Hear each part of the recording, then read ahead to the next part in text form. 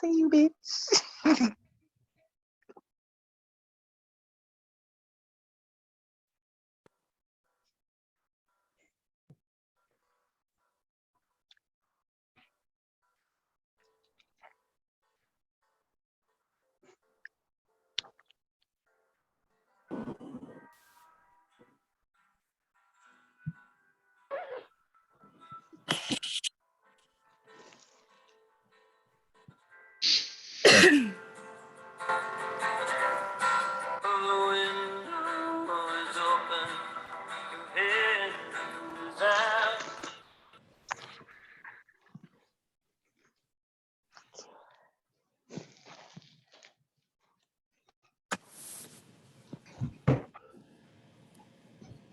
Good morning, everyone. I muted a few of you guys because there was some noise in the background. And once Joanna and I get started, I wanted to make sure that Michael has the floor and everyone can hear him well. Let's see. I am going to put a few more links in the chat. I apologize about the Discord link issue that was going on. I had failed to make that link so that it didn't ever expire originally, and I think that was my problem. This link right here for the Discord group should never expire. So if you can go ahead and get on that. I am going to send you a link to our Facebook group where announcements will be posted.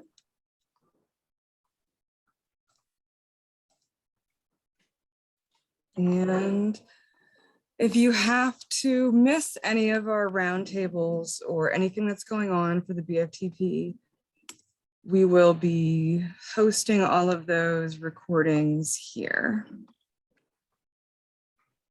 So make sure you subscribe to the channel.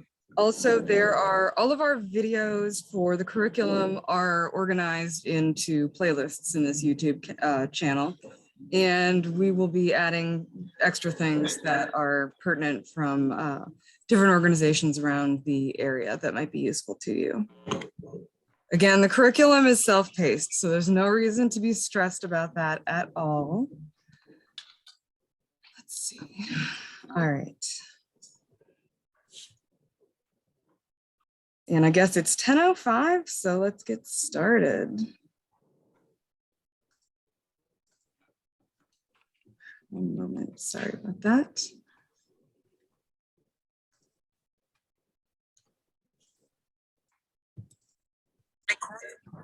So welcome everybody. You beat out a lot of people to be here. We had an enormous amount of applications this year for the BFTP. So I'm sure a lot of you have gotten to know Joanna. You guys could mute yourselves, that would be great. So this is Joanna. The level ones have already made their acquaintance with her, and I'll be letting her speak in a moment here. She is the founder of Good Dog Farm, and she's been working with Future Harvest for several years. And this is me. I just came on to the BFTP this past year. So I am working with Future Harvest, training farmers. We will be adding another training program in spring of 2022 here. And I will also be working with alumni and partnerships for Soulfire Farm. So I have a lot of connections and a lot of resources. If you need any sort of resources, please don't hesitate to reach out to me. And Kathy. Kathy was the founder of the Beginning Farmer Training Program in 2014. So to date, we've got over 400 graduates. I think we're at 485 graduates now for the program. In the past, the program, after level 2 does come with a mini grant. I've been working with local agencies to try to figure out how we can research and connect our students with even more mini grants that are very easy to get. I'm talking 1-page or 2-page applications with no strings attached. So I will be starting Google Docs, and I'll send you links, all links to those in an email. So I'll be starting an aggregation of resources for y'all, maybe reading lists that are not required, but they are these books that I've read myself and were really relevant to growing in Virginia. So Kathy will be probably introduced to y'all in one of our roundtables on Tuesday evenings. Again, all of those Tuesday evenings are going to be recorded and uploaded to our Future Harvest YouTube channel. So the things that you're going to need to know, these are some of the items that I actually already dropped off into the chat box here. So we've got our Google Calendar, and I will share this. You guys all should have been invited to add this to your Google Calendar. It's going to show up as the gray events. Oh, I'm in week view instead of month view. So all of it's a public calendar. So all of these gray events you should have access to. The links are in the descriptions of all of these, but they are also in the spreadsheet that was shared with all of you. If they are virtual events, they will have the link. If they are in-person events like bed prep and startup finances, they will have the address. And these in-person events will go live on the Future Harvest website here. So they will go live a month before the event is going to take place. The registration will open up. So you'll go to programs, field school, and upcoming events. And that will take you to the list of events that will be coming up. Right now, we just have a soil summit and our conference that starts tomorrow. You all should have gotten your free, the codes for your free registration. If you haven't, please make sure to email me as soon as possible, and I'll help get you set up for that. So the Google Classroom stream is also important. That's where you're going to work through at your own pace. Oh, I'm going to move this over here. You're going to work through at your own pace, the weekly assignments. You might have looked at them and thought that, not everything in each stream has necessarily something to do with, poultry production as here, or swine listed here. Well, I did that on purpose. It wasn't a mistake. I wanted to have it a little bit more diverse and expose you to several different kinds of things that are going on in food politics and policy and different subject matters that you don't normally get in a traditional agriculture course. I feel like in my own personal journey for growing from the last 20 years in Virginia, that being able to be diverse and find your niche in agriculture can be a really marketable and valuable skill to have. So we're going to do a lot of different niche things that are in here and work with you on your marketing for sure. We've got several great people for that to help you through the year. The field school days you just saw, those are going to be on the website, and the code for that, you should have gotten in your email, is going to be BFTP 2022, so that you can attend all of those events for free. Our evening roundtables are on Tuesday evenings. Depending on your level, they'll be every other Tuesday. And again, those will be uploaded into the YouTube channel. Study circles will be assigned. Only a few of you have been assigned to study circles already with Michael Carter, but we will get everything going for Our Space World and the rest of the Carter Farms study circle soon, depending on where you are geographically located and whether it's a good fit for you. So you've got your YouTube channel, your Discord, your Facebook group. If you don't have access to the Facebook group right away, please be patient. There's a couple of us that are admins in there, and we'll get you added as soon as possible once you make that request. If you have 唔好意思，我諗我幫唔到你啦。If you have not been assigned a training farm yet or not given me your choice of training farms, please take a moment. When I originally sent out that list, we were in the process of changing our company's website over from one to another and redesigning the entire thing. So what you originally got was a preview link. Basically, you need to just go back to the Future Harvest website, and you're going to be looking for level 2s, training farms, for level 3s, consultants, although I believe all of our level 3s are already assigned, and I'm just waiting on countersigned contracts from those farm mentors. But you can go in here. I've got, I believe, about half of the level 2 class that still needs to be matched. And this will be updated. We've got more to add. So this is not an immediate need. It would be great if you could make a choice soon. But if there's something in here that doesn't quite strike you, in the next week or so, we will be adding more folks to this list of farmers. Right now, I believe we have about 45 farms in the area that are listed as training farms. And I believe we have about a dozen more that will be going up in the next week or so. So there'll be a lot more to choose from. And you'll get to meet Michael Carter here in a second. He's a neighbor of mine. I'm going to say neighbor in air quotes. He lives about 15 minutes away from here, and he's kind of like our local celebrity farmer here in the area. So I believe this is pretty much it. Your classwork and roundtables are going to be very laid back, very easy. If you need help, please reach out to me. If you can't make something, it's not the end of the world. We'll be here to support you in any way we possibly can. Don't ever hesitate to let me know.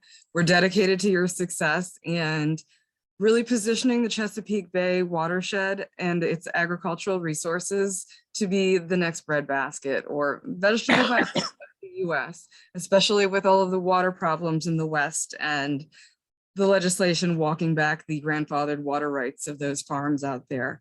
We really have strategic positioning and resources here to take over for this nation's food supply. And I want you guys to be the next leaders in that. So we have a variety of subject matters and field experts every Tuesday. There are a couple that we're still filling in that you'll see on that spreadsheet here that each one of you should have received.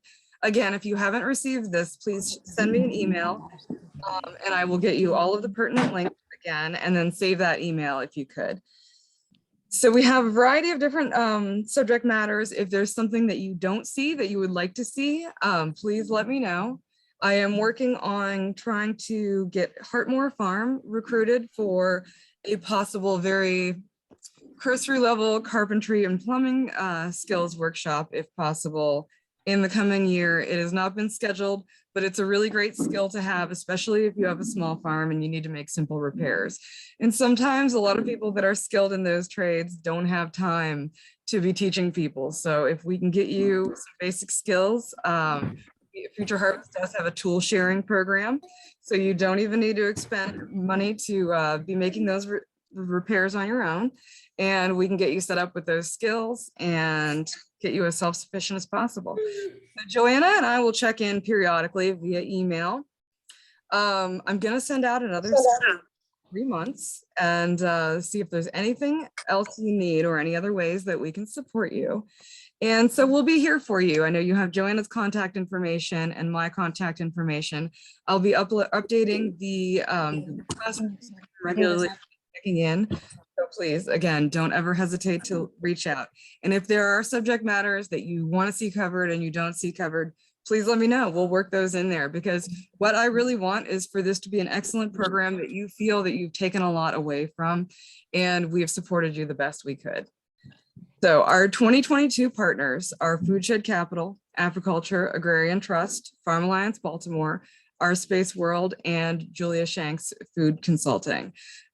These are all going to be really great resources for you on your farming journey, whether you are just getting started out or have been doing it for a few years.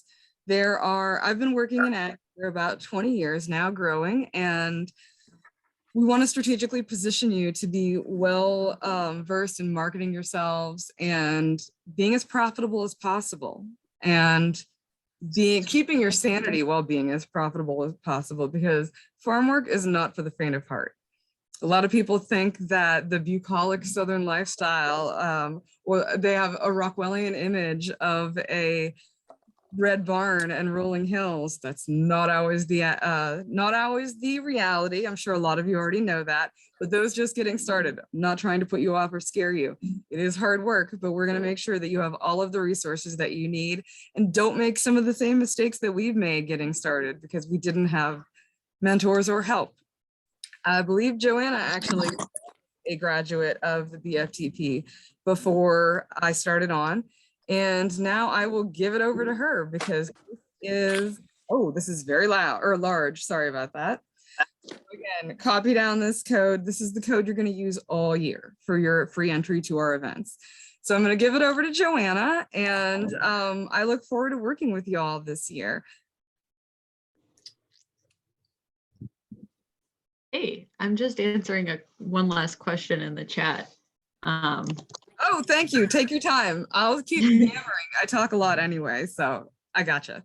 So yeah, don't forget, okay, at the end of the year, please make sure you apply for the next level if you want to keep going on. When I first started on, and Joanna and I were seeding the 2022 cohort, all of your lovely faces in this program, I had a lot of very confused previous students that had not applied. The previous program director did not make it clear that they needed to reapply for subsequent levels. So I will put a note in the end of the year for the week 16 wrap up, so that you do remember to reapply for next year if you decide that farming and growing might be something for you and the path that you still want to take after this year, so we can get you taken care of and moving along, because we really want to see you coming back from year to year. And the certificates that you'll be earning at the end of the year, you're going to need to hang on to those, because those will actually provide you monetary benefits from different organizations in the area like Marbidco and VDAX. There are some unrestricted funding that I've wrestled up and got available for y'all. Once you get those certificates at the end of the year, they basically just need you to fill out a form, submit your certificate that's been signed by our staff that you completed satisfactorily. And we're gonna try to get more of those, but we're gonna make those worth your while for coming back. And we wanna see good student retention. All right, I'm going to stop screen sharing now, and I'll upload those slides for you for later. Yeah, thanks, Amy Rose. I think that the question was about the calendars, because it looks like, just correct me if I'm wrong, it looks like there's the beginner farmer training program calendar, that's the gray events, and then for different levels, there's an additional calendar. Is that right? Let's see. So Oh, sorry, go ahead. I was just gonna say, I might be able to add a little. One of the challenges I was having is that the EFTP level 1 calendar was just populating like a full day hold every other Tuesday with the assignment listed in it, but not the actual class sessions. And including for this orientation, it showed up as 10 to 11 rather than 10 to 2 for me. I don't know if anybody else is. Oh, interesting. I'll try to see if I can troubleshoot that, because when I look at it, it has times, it's like finite times. Yeah, I noticed when you shared your screen that it had populated the 6 to 8 p.m. on Tuesdays, but that doesn't show up on my end. I'm not sure if anybody else is having that issue. Oh no. Okay. Yeah, I'm having the same issue. Yeah. Okay, well, in the meantime, that let me make sure that I have the times. Oh, I don't. Okay, so in the calendar of events, let me open up one of those links. Oh no, just as the Zoom link. Okay, in the calendar of events, I have all of the dates listed on the left-hand column. I will go back in just in case and put all those times in there right now. Well, this week I'll put those in just in case. I cannot figure that out. I've never had that happen before, but thank you for letting me know. And just to confirm, today is 10 to 2? Yes. Okay, thank you. Yeah, and Amy Rose, did you want me to do the mentee thing, or were you gonna do that? I have a couple. Oh, okay, cool. I Oh, just should didn't I? know. I just did two because I have a free account, and Yeah, that's perfect. actually, if I you just could didn't go know- and oh, sorry. If you could introduce yourself a little bit and talk about what you're doing there at Good Dog Farms. I'm just going to send some private messages to a couple people in the chat, and then I will get back with you. Okay, with your perfect. mentee. So hi everyone, it's nice to see your faces. I know I spoke with a lot of you on the phone, but haven't seen you on a screen before, so it's great to meet you virtually. Thank you all for joining us this morning. I'm Joanna. I am one of the owners of Good Dog Farm, and I also work part-time with Future Harvest in the winters. I used to be the field programming manager from 2015 to 2017, and then I switched to working part-time at Future Harvest, just helping out with beginner farmer training program stuff. So yeah, I've seen lots of folks go through the program, and including I've also been through it personally. I did level 2 back in 2015. Before there were levels. The program started as just level 2. So I did level 2 in 2015, and then I did level 3 once that existed in 2017. Once my husband and a friend of ours and I started the farm. So yeah, they were both terrific experiences. You know, having that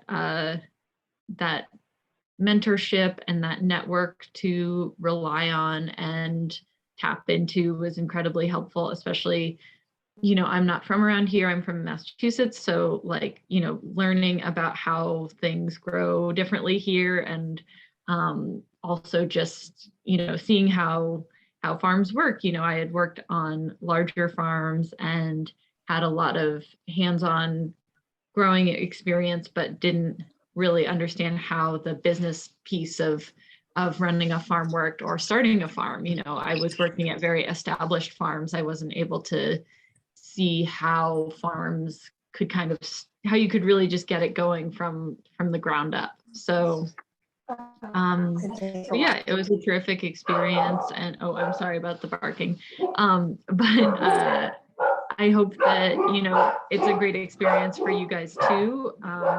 I would say that I hope that doesn't make anyone else's dogs bark. I hate it when that happens. Yeah, I would say that the biggest things that make for a successful experience in the BFTP is just putting into it what you want to get out of it. It's, you know, because it is such a self-driven program. It is, you know, it's something that you can really kind of like dip your toe into if that's where you are on your farming learning journey, or you can really dive in head first and really take advantage of everything that the program has to offer, whether that's, you know, the events, the classroom pieces, the networking through Facebook and Discord, and, you know, talking with the program director and myself.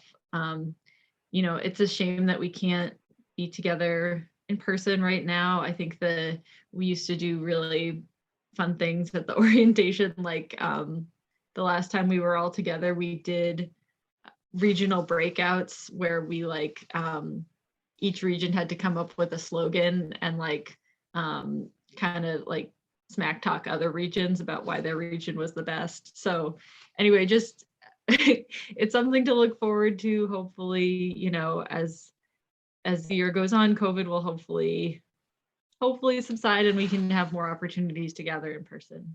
So so yeah, it's great to see everyone. And it looks like Amy Rose has the Menti set up ready to go. Did you want to come back online, Amy Rose? Oh, sorry, I meant to or muted myself while you were up. All right. All right, so this is, we've got two of these in here. Number one.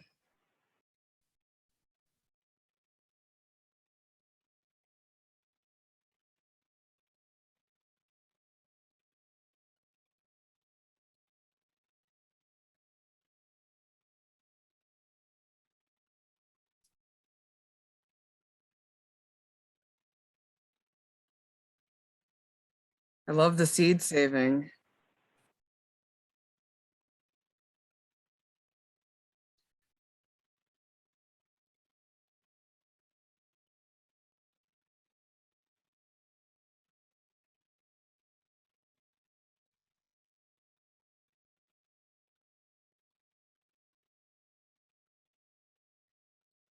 Oh, wow. We've got a lot of people that are in 2 to 3 years. That's great.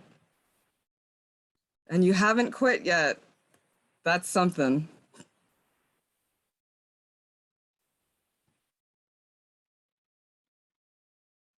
Ooh, 4 to 5 years, even better. I'm gonna switch back over here. It's great that there's so many people that have been, oh, joy and bees. This is fantastic. One of our partners for this year, Julia Shanks Food Consulting, and another one that you're going to hear from in a minute here, Michael Riley, the founder of Foodshed Capital. They are going to be instrumental in your journey of making sure that I see that somebody wrote here, making extra money, which needs to go along with, and profitability with all of these things. A lot of people they have great ideas, they start working, but they don't know how to make it profitable, or they don't know how to access capital. And these people are going to be great to and instrumental in helping you if you have any problems with that aspect of your farming journey.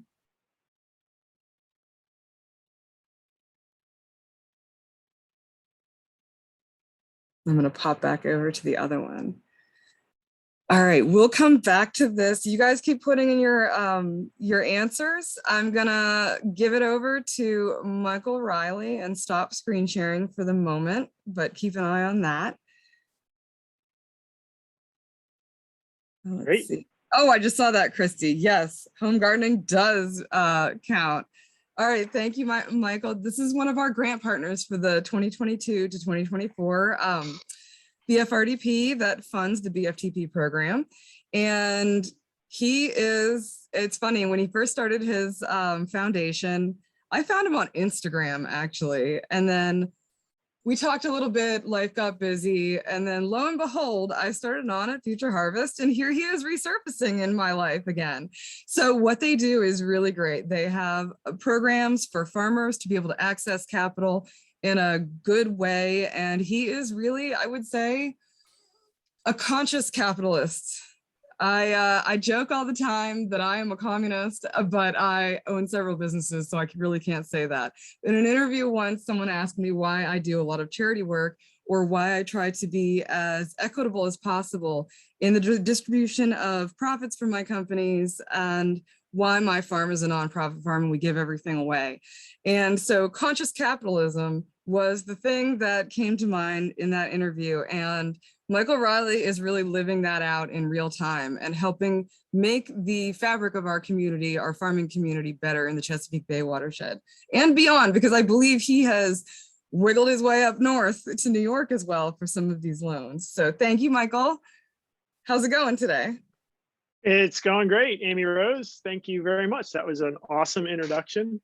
Really grateful to be part of this group. So thank you to Future Harvest for including us. And hello to all of you out there. What an amazing group. My goodness. I honestly, when I logged on this morning, I didn't expect to see so many people. So it's phenomenal to see such a group. In scanning some of the names, I think we're familiar with some of you, and some of you may be familiar with us, but we look forward to getting to know you through the roundtables. So as Amy Rose kind of already explained, we are a nonprofit organization with a mission to provide access to capital for small scale diversified farms. We launched our organization about, this has just been our third year of lending. 2021 was our third year of lending. So we're on our fourth year of lending here in 22. Got to get used to it being a new year. And we started in the Central Virginia area and have grown since then. Much of our lending still is in Virginia, but we have also begun lending in Maryland, North Carolina, We've done quite a bit in Pennsylvania, and yes, making our way up to New York. We expect to be lending in New York in 2022, and we're really open to lending really anywhere on the East Coast, but we really like to do our lending in partnership with other organizations, and I think that's why this being involved in this program is so phenomenal, because we value farms, whether they're new or existing and have been around for a while. We really do value the technical assistance that farmers have received in some way from an organization that we respect, and Future Harvest is certainly tops on that list. So just a quick thumbnail sketch again of what we do. We provide loans, typically the maximum size up to now has been $50,000. We're trying to raise that in 2022, pending some funding we're waiting on. But to this point, it's a maximum of 50,000. Our rates range from anywhere to a max of 4% down to 0%. We have a program for farmers of color to try to keep rates as low as possible. We prioritize in our work farms that are owned by women and people of color, but we work with farms of all types. As you can tell from the name of our organization, we do focus on food. So we do get applications from farms that are growing non-food products, typically flowers or hemp or herbal medicine. We have worked with some of those, as long as there's some component of food integrated into it. And we really are trying to create a process that is distinctly different from what anybody would encounter through other types of lenders. We like to distinguish ourselves from the USDA and commercial banks and other lenders that follow more of a regimented traditional process. Ours is very much relationship based. We really want to get to know our farmers, and we see our loans as really a partnership. And it's really almost just the beginning of that partnership. We want to stay with you, through the duration and hopefully beyond, and work together through any kind of technical assistance that we can provide or that we can connect you with through partners to ensure your financial success. And so I guess I will leave it there, because I will talk more in the future, and we can have discussions in the roundtable about our work and how to access capital. And so, yeah, I guess I'll just leave it at that for now, and look forward to working with everybody. Thank you so much.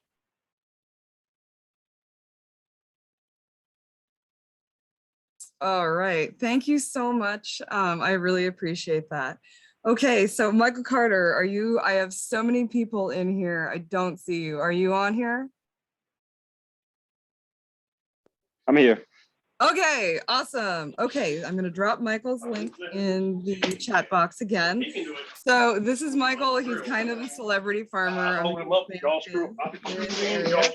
He is on a Century farm in, I think you're right over the border in Orange County, aren't you?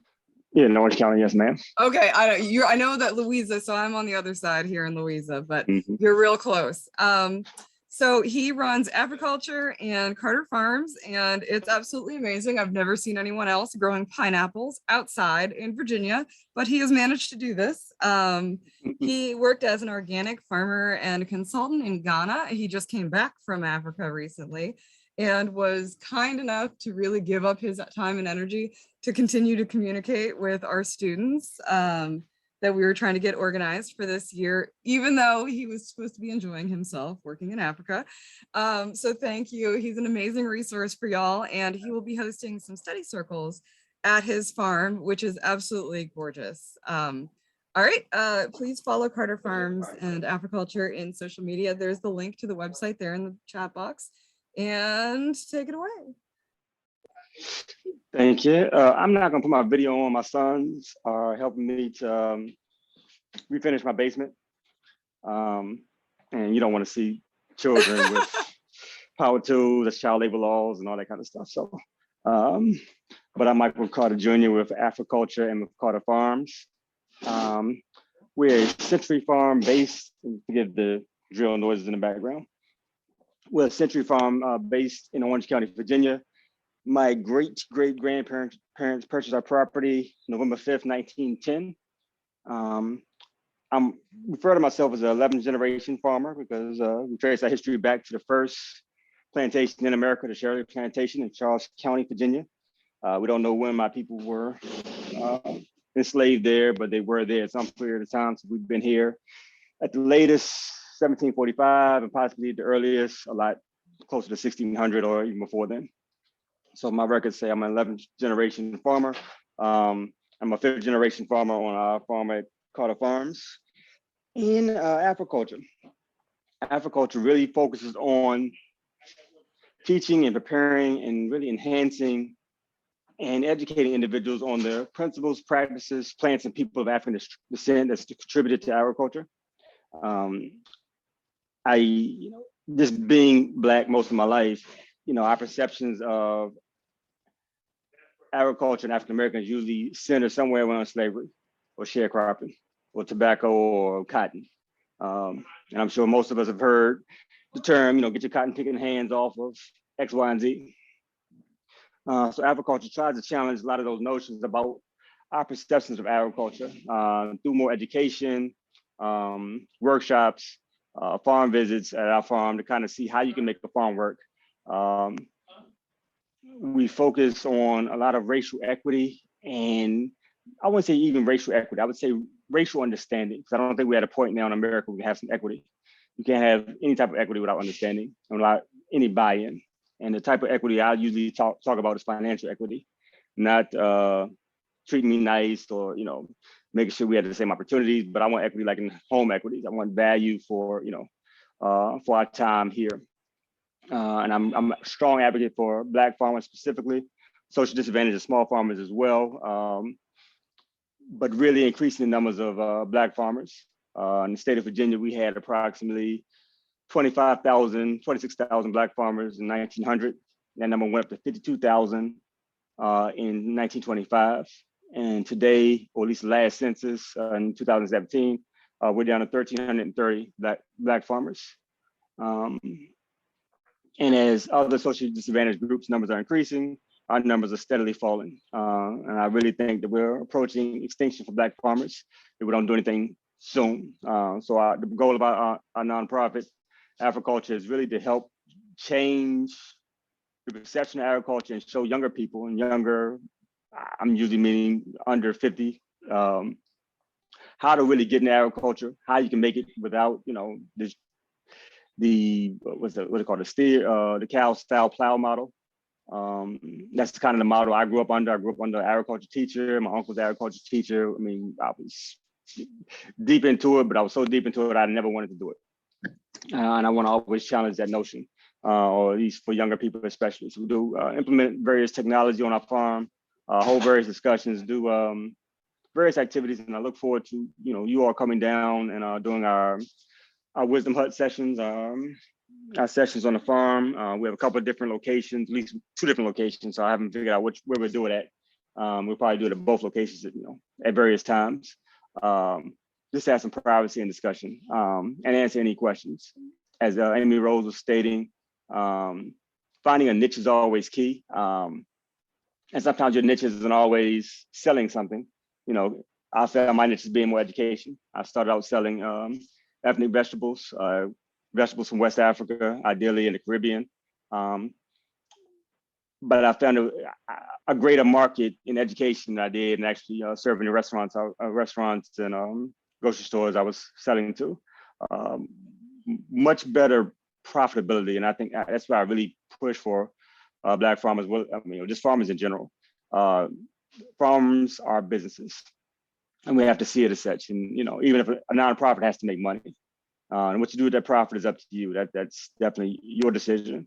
But to sustain and be sustainable, you have to be able to cover your expenses and your costs. So I want to make sure that we all have a good understanding that if you're going to go into the business, that you understand that this is a business and we have to treat it as such. and you can have the best intentions and, you know, and be totally against capitalism or, you know, or socialist or communist or any otherist. But you still have to make sure that your bills are being paid, that you can compensate yourself, take care of your family and your other responsibilities on the farm. So I look forward to working with you all, talking with you all. I'll talk to some of you all. I may have known some of you all as well. I'm active. I don't think I'm a superstar farmer, Amy Rose. I really reject that. That title. I totally think you're amazing. I don't get any compensation of superstar status or rock star status. So, you know, but yeah, we do a lot within the community and within the region in terms of just our presence there and kind of being able to tell our story. And that's another aspect that we all have as farmers and growers is a story. And I often say stories are like opinions. Everybody has one. So we all have our own story and our own history, and sharing that story is the greatest commodity that you will ever grow on your farm. That's always in season. Spring, winter, summer, fall, you can always have that story to rely on and to share. And how you shape it and craft it and grow it every season is up to you. But those stories are incredible to making your farm successful. So without that, I'll pass the mic or the baton or the Zoom link to whomever. All right, we are trucking along here. This is great because this will be good news for all of you. You'll be out earlier. So the next we have up, I'm going to put the link in the chat again, is Julia Shanks. She is an accomplished consultant for food businesses. And just like Michael was saying, it's a business. You have to make money. And from working with other folks in the ag industry, from people that deal feed and seed to actual farms with one of my businesses, I've noticed that the main thing lacking is the adaptability and agility of these farm businesses or farm-related industries to really adapt to the needs of the market and make money or properly price themselves and all of the things that go with that. So Julia, take it away. Thank you for coming today. Hi, and thank you all for having me. And Michael, thank you so much for queuing me up so beautifully that, you know, we do need to treat farms as businesses. And, you know, at the very least, you need to be able to support yourself and your family and live wholeheartedly and sustainably. So, and that is going to be the goal of what I'm going to be working with you all on. I'm going to be leading a farm financials fundamentals workshop. And I'm all about PowerPoint, so I had to put together a little presentation to just keep me organized. So for those of you who don't know me, my name is Julia Shanks, and I'm originally from Washington, D.C., so I feel very much at home in the Chesapeake Bay area. I do live in Massachusetts now. I am a recovering chef. I worked in restaurants for about, or I shouldn't say restaurants. I worked in restaurants for about 5 years as a chef for 15 years. So I certainly know what it is like to work on your feet all day, to work in a hostile environment that is hot with sharp objects and heavy things. And, you know, there's an immediacy to farming and there's an immediacy to cooking that I very much relate to in the work that you all are doing. I haven't farmed for a living. I am a farmer wannabe, but needless to say, I very much appreciate the environment and the work that you all do. I am an author. I wrote this page turner of a book. It's called The Farmer's Office, and it's a guide to building a financially sustainable business. I am also an entrepreneur. I had a catering business for about 10 years, and I am a QuickBooks certified pro advisor. So I do talk a lot about bookkeeping and record keeping, and I do come from that background. So we're going to do a 4-week live workshop series. It's going to meet starting Wednesday, February 2nd. I believe the time is 10 a.m. They're going to be 2-hour sessions each session, and we're going to meet every other week. So I assume that Amy Rose will send out calendar invites and links to everybody to make sure it's on your calendar. And the overview of this workshop series for me is to help you all answer the questions that you all have about your businesses. How do I make more money? How can I afford to farm profitably? How can I achieve my goals for the farm business? So these are some of the questions that I think you all will have. And certainly, I don't know if I can manage questions in the chat, but certainly if there are questions that you feel like you want answered about your business, drop me an email, or I'll try to take a look at the chat window, questions that you have about your business that you want to be able to answer through the numbers. Business 101 is, you have revenue, you have sales. What do you do in your business? Selling vegetables, raising animals, livestock, teaching, events. You have expenses associated with your business, and your profit is revenue minus expenses. It's what's left over, and that's, sort of what we're working towards. Obviously, business 101, revenue minus expenses equals profit. And you want your revenue to be greater. So, how do we figure that out? How do we figure out how to earn a profit? And we're going to go through, in the 4 weeks, we're going to go through some different concepts and tools to help you understand how to run a profitable business and to answer some of these questions. So week 1, we're going to talk about basic business management principles. We'll talk about developing systems for tracking your finances, record keeping, QuickBooks, Excel spreadsheets. We'll talk about how to track and measure your progress and how to plan for growth and profit. So this is, we're going to talk about record keeping. We'll talk about financial statements. We'll talk about enterprise channel analysis and break even and cash flow budgeting. But I have to say, if you all have never done break even, that is like the most magical thing to figure out, is what do you need to do to make it work? Because we know that your expenses are going to go up as you produce more. So where is that point where your revenue exceeds your expenses? And we'll talk about how to do those types of calculations too. So we've got a lot of good stuff. I realize it's not as sexy as production and farming, but it's really important stuff. So I'm so excited to be able to join you all for 4 weeks, starting in a few weeks. And if you all have any questions for me right now, I'm delighted to take questions. I realize I am standing between you and lunch, so but happy to answer questions that you all have, or address things that you may want to talk about during our workshops.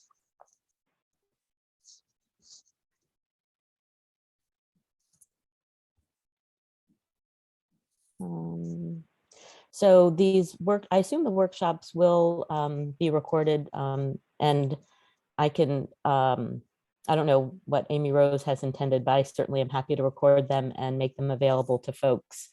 And thank you, Nicole. I agree, money is sexy. So I'm glad you're taking that perspective. So yes, any other questions?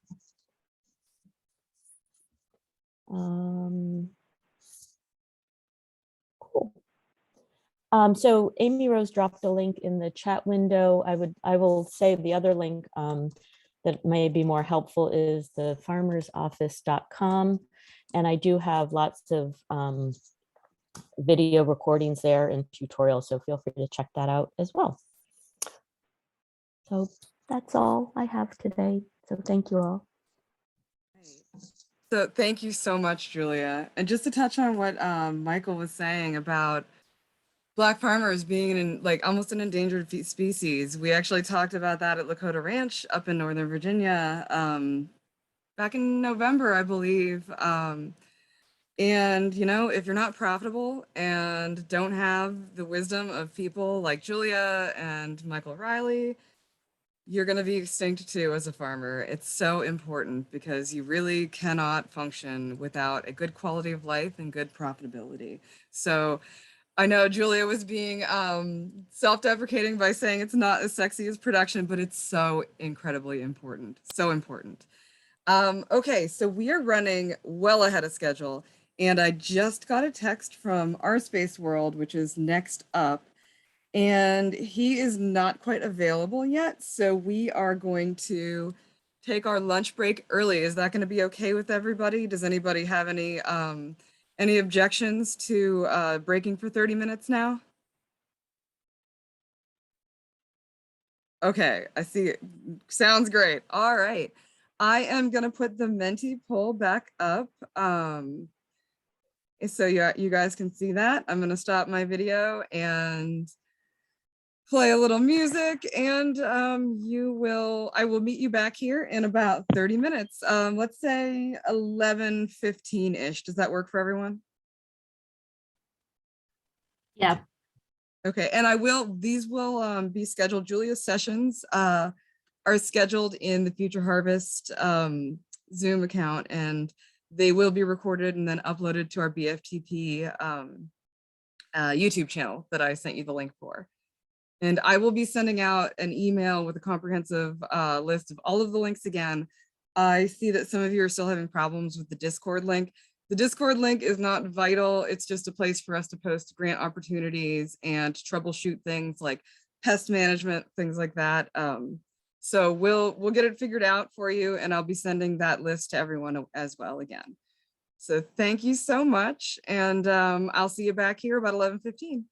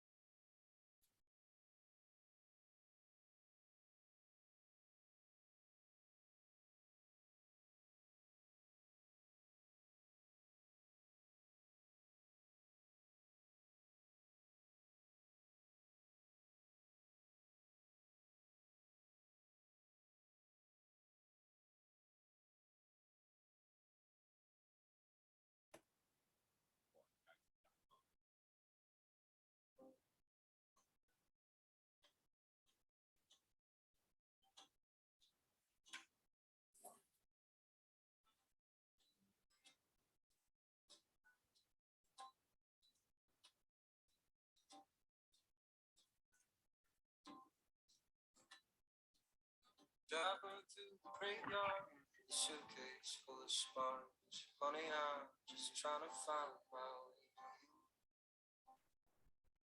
Lit up every campfire I found out in the dark. Oh, I cut down all the cottonwood.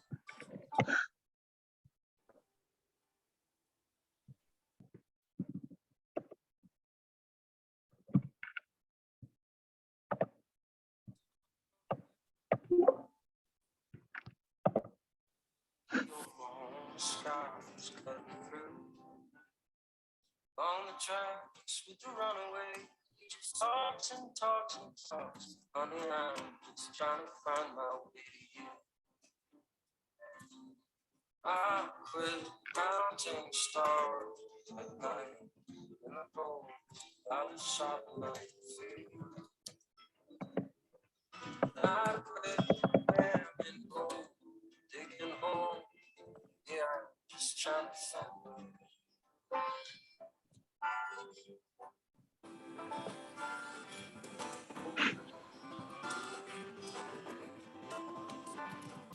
Swam across the poncha, could change the cabin. Opened up my guitar case and all the songs were blue. Haunted all the alleys, Lord, I drifted down the valley. Rest at the host enable live transcription.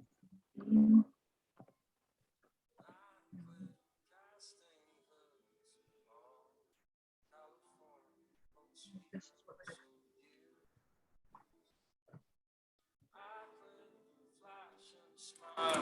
Running wild, yeah, I'm just trying to find my way.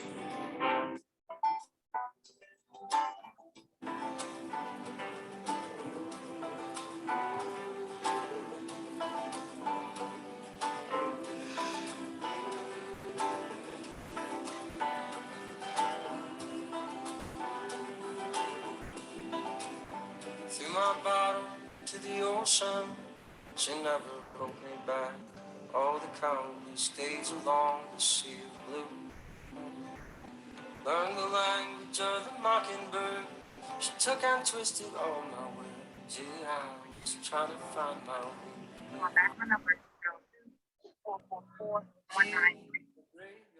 Hi, this message is for Miss Anna Tanner. This is Heidi calling from Dr. Kenneth Bob's office.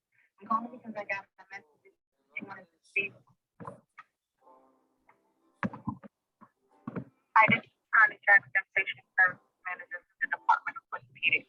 I'll be out of the office today, Tuesday, January 4th, and returning back to the office on Monday, January 5th. If you need immediate assistance, please call the front desk at 202-444-5541. Yes, hello, Ms. Connie. This is Anna Turner returning your call. If you could please give me a call back at 703-200-2224, 703-200-2224. Thank you.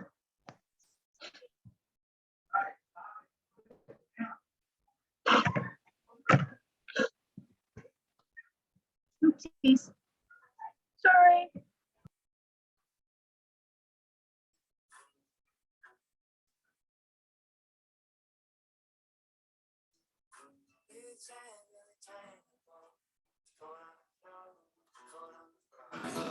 This house has never been the same as before. Never felt home, never felt warm. There's something moving through the windows and walls. I've seen it before, I've seen it before. You left me living with a lingering soul. How little you know, how little you know.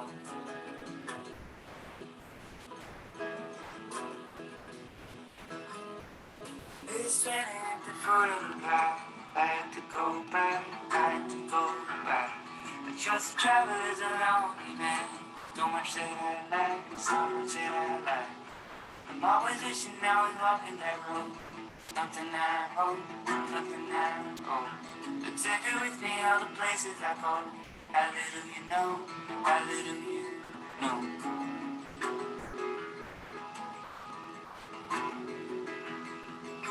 I only hate to fill me up.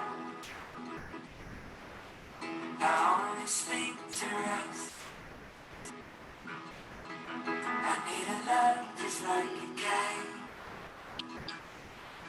I haven't found it yet, found it yet. See where I am is where I want it to be. I know what I need, I know what I mean. There are many different places to see. I know how to dream, I know how to dream. So there's a wound that I'm moving slow. No, it don't show, no, it don't show. I've got a hole when nothing grows. How little you know, how little you know.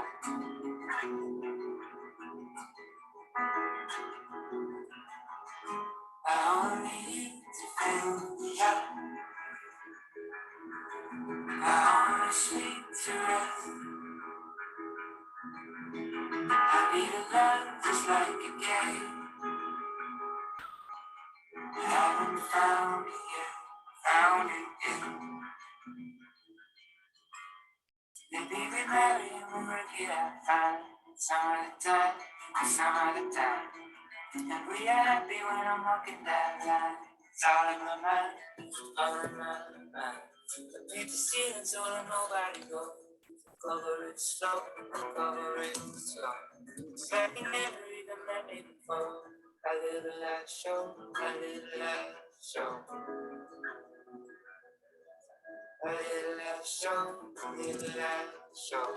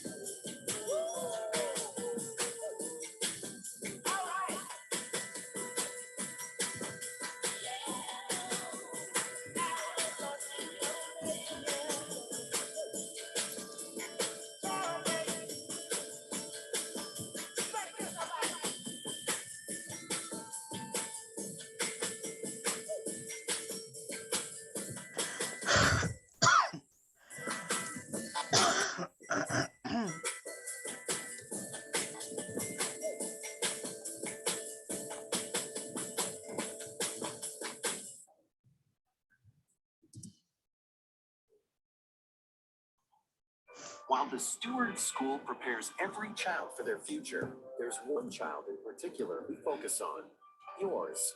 And no matter where you are in your school search, we have various virtual and in-person admission events throughout the year to help you learn more.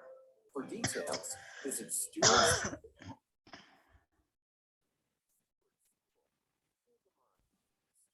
Imagination. Unleash the possibilities. Welcome to Allstate, where we bring it all together. Bundling your home and auto is good, right? And it saves you up to 25%. It all comes together. Allstate. Here, better protection costs a whole lot less. You're in good hands with Allstate. Click, call, or visit allstate.com to save today. Bundled savings discounts will vary by state. Saving up to 25% is a countrywide average of savings off the home policy. Combining the multiple policy discount for having auto insurance with Allstate and the welcome discount savings at enrollment.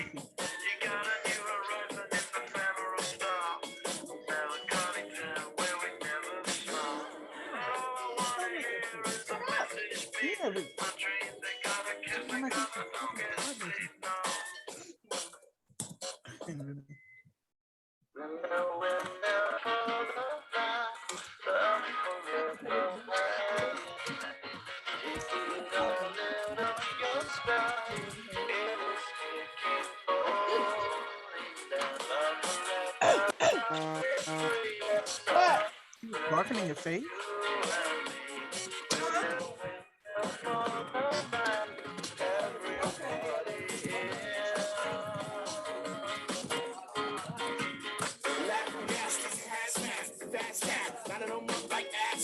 Ladies, ponies at the track. It's my chocolate attack. Shoot, I'm stepping in harder this year. Yeah, they're stepping in harder this year. Watch me as I gravitate. I know we gon' close town. This Motown with Joe sound. You and Blake gon' bite the dust and bite it up.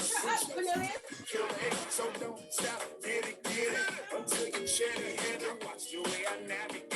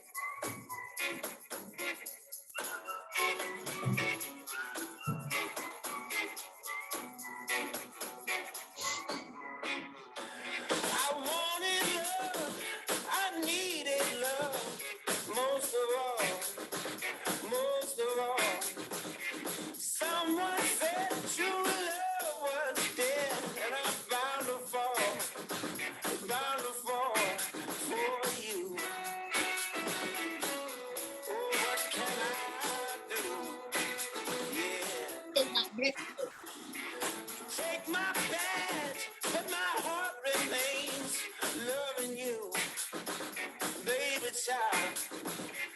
Tied it up on your reins, you're running wild, it's true.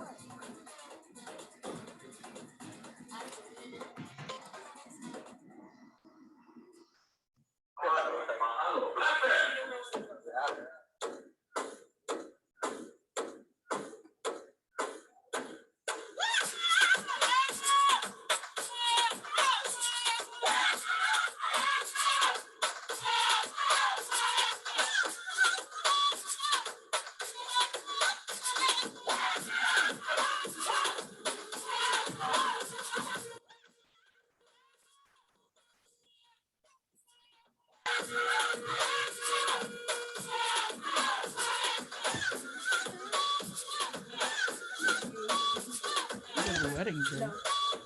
No, the dude went at my face. He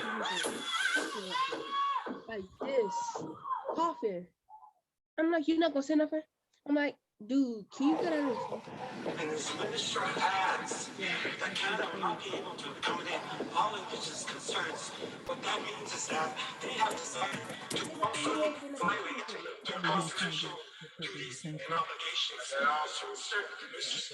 Sounds like a most important relationship, doesn't it? Why doesn't the partner should just say the truth? It was like, you're not gonna tell them this.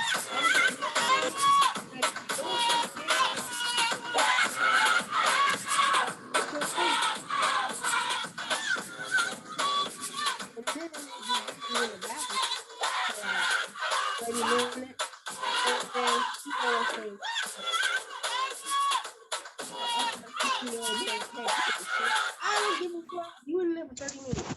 Shit, so take that long. Okay. He told me he fucking dead.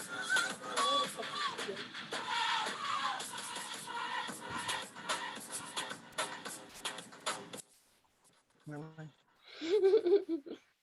Yeah. Where you at it? Can you pee for me? Just go and just pee. Just empty my bladder, please. Okay. What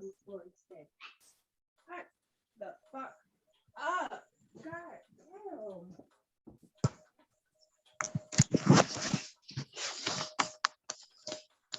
So I called PetSmart yesterday.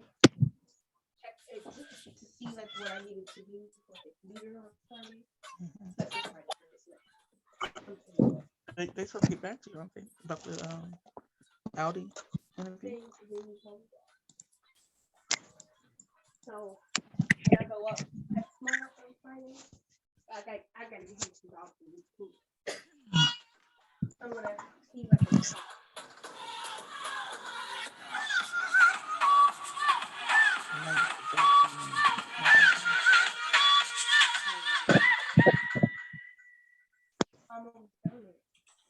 Car.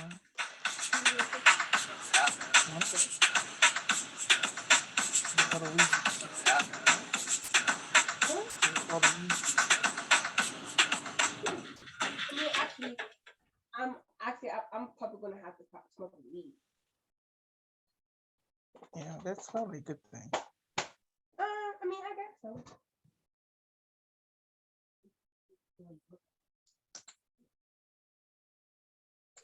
The reason why is because we ran out of bubble wrap and barbecue. But with USAA's award-winning service, getting homeowners insurance, saving you some of the headache. That's what we made for. Eating better. Eating better while you spend less. At Farris Markets, business lowering prices on over 7,000 items, so you don't have to worry about breaking the bank for your next. Excuse me, Victoria, can you please mute your mic? I'm not in denial. I'm not. Victoria, can you mute your mic, please? It's fun. Denial. Denial. You have this lotion. Oh, cool. Yeah, do it.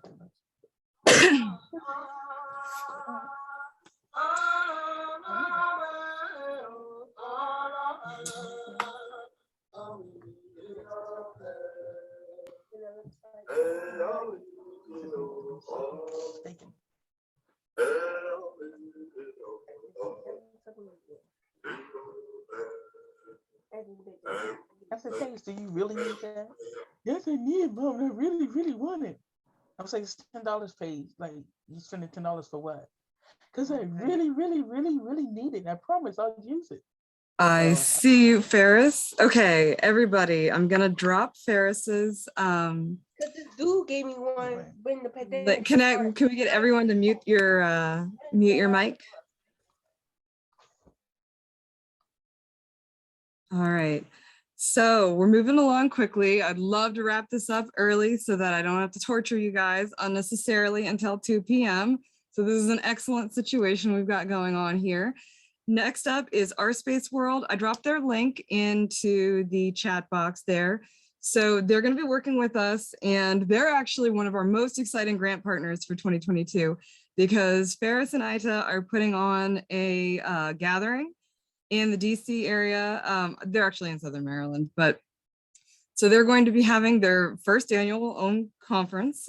They have 3 study circles that they are going to be leading, and they are doing really great work in the capital region for the betterment of the Chesapeake Bay watershed. So he is from our space world. So take it away. All right. Thank you, Amy. Good to meet all of you. Good morning. I know y'all been sitting through a lot, so I can be quick. And I guess I'll tell you a little bit about our space. How long do I have, Amy? Like what? 5 minutes, 10 minutes? How long you want me to go? Amy Rose, excuse me. I keep calling you Amy. I don't know why I'm doing that. Sorry about that. I was muted. So up to a half an hour. I had everyone slotted for a half an hour. Denzel from Farm Alliance Baltimore can't make it, so I'm going to do his portion at the end before we wrap. So as much information as you want to give the students, that would be great. Okay. So so I don't have to do a half an hour for y'all, but what I will do is just give you a little bit of information, and then I'll answer any questions you got. So I'll tell you a little bit about me, just so you know, like where like my perspective, where I'm coming from.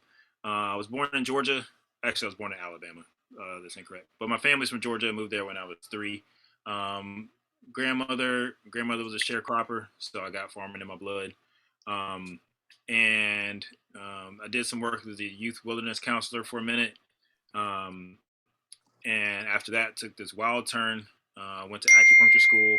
That brought me up here to Maryland. Went to the Maryland. I'm sorry.